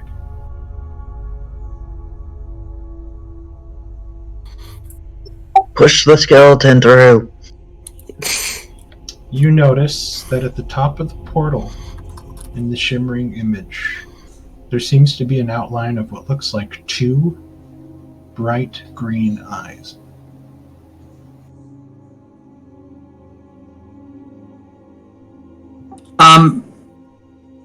I think something's watching us in the portal. Can I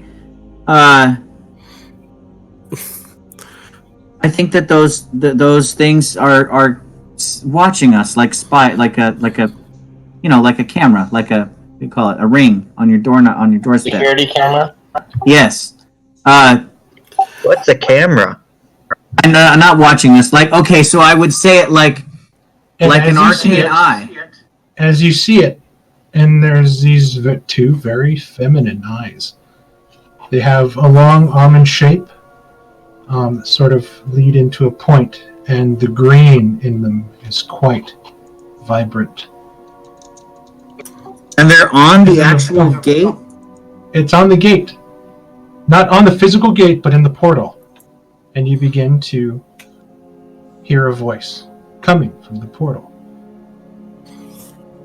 Looks like I found our rats. And that's where we're going to end it today. Oh, goodness. Okay.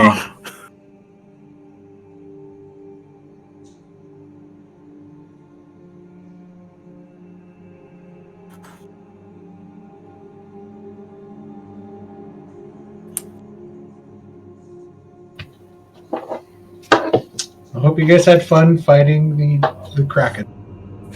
I thought you were going to attack me a couple times, but you just ignored me, so...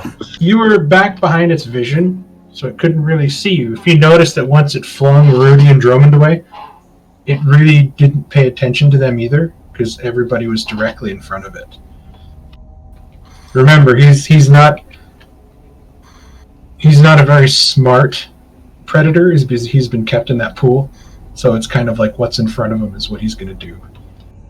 Or what he's going to attack. What he's going to do sounds really bad. So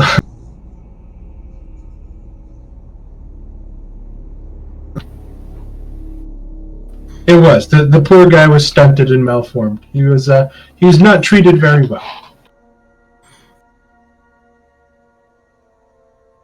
How does Falk react to the voice? The voice sounds familiar, doesn't it? Not familiar at all.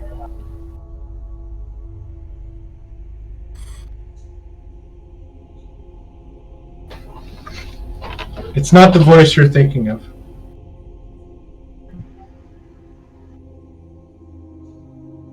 I will let you know what Falk thinks. Well, thank you guys. You guys managed to finally get into the Aquatus. Yeah. I really hope you guys go back into that second room. I think some of you will get a kick out of it. Because it's a pretty unique thing, and I laugh every time I think of it. So it's fun, but it's hard. It is. It's the SeaWorld from hell. It's not a fun place. But this place isn't meant to be fun. It's a dangerous thing. But yeah, it appears that somebody has taken notice that this gate has been accessed so many times, with people going in and with people going out. So yeah, that's what we'll pick up next time with this strange eye. We'll get your reactions, and then we will see what you guys do. And we'll go from there. Sounds good. Thanks, Mark. Did everybody get my message in chat about the XP? Yes. Yeah, 700 something. I think Yeah. I'm still like 1,000 away from leveling, so I'm I'll still probably not level up sure. as There's going to be some roleplay stuff as well as achievement XP for finally freeing Resimota. There is also, I'm not sure how I'm going to handle the pit fight. Technically, you guys did participate, but then also you guys didn't necessarily defeat anything. So we'll see kind of what happens. I'll try to finagle some way, maybe get you guys some more XP that way. And yeah. I guess I'm 833 away. So I'll probably, I might level up before we full rest, which would be nice. Then I could get the level up and not have to wait till our next full rest. So yeah, I'm glad we came back in. Hopefully we get close. Yeah, this is my, this place is meant to not only make you guys scared to go back in, but also kind of boost you guys in XP. It would be nice to not be level 6 anymore. I feel like I've been this level for a really, really long time. So close. 2022, I'm still level 6. I still need like 6,000 XP, so. To make level 7? Yep, I have 18,000. Oh, because you started over with a new guy, yeah. I have He had to start 18,000. over, and then I believe he died, which gave him like half XP from an encounter inside. So there was extenuating circumstances. It's fine. I mean, we're just gonna play. Yep. Although, I'd love to be level 14. Let's get there. Why? Level 14 Abjuration Wizards get magic resistance, and essentially they give magic resistance to everything else around them, too. They're like... They have like an aura of... No, they take half damage from all spells, and they gain an advantage on all saving throws versus spells. That's what they get. Pretty awesome. They are skilled in their study of defensive magic, so Correct. That's their whole. In other words, I resist frickin' fireball. Yeah. I can't wait till that happens. Guess what, Zerk? I already resist fireball. Yeah, but see, you were born with that, though. If we can get to level, Lay 'em on get me to level racist. 14, I can control all the undead in this Hey, it's room. true. Also born with the resistance to fire, so Actually, but I would also get to Must be a resist devil thing. Leomorn's offhand and fire or lightning bolts that hit you in the back. right, the ones that like have the after effect of like 61 point blank damage. Yep, I only take half of that. Or when he does his thunder step for like 20 points of lightning damage on you when you're already half health. I'll just be telling Leo, bring it! I don't mean to. I'm sorry. I'm having to apologize. As Zirax said, Leomorn needs to learn to control his magic much better. So just remember, just like in the movies, when the Navy SEALs are infiltrating someplace like this, they don't really take their time and kind of dawdle and kind of peruse from room to room. Yeah. You're thinking that maybe blitz attacks, moving quickly through this place, might be best. But I'll leave that up to you guys. But just know that when places are devoid, or when you guys take care of denizens and clear rooms, there are people that get filed in as this place does get used. So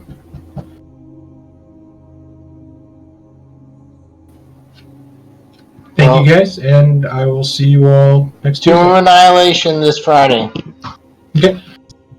Okay, I was gonna ask that. Alright, cool. Good night, everybody. We're Good night, gonna everybody. Thank you. Good night. Have a good night.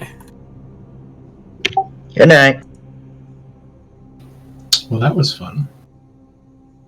Ta-da.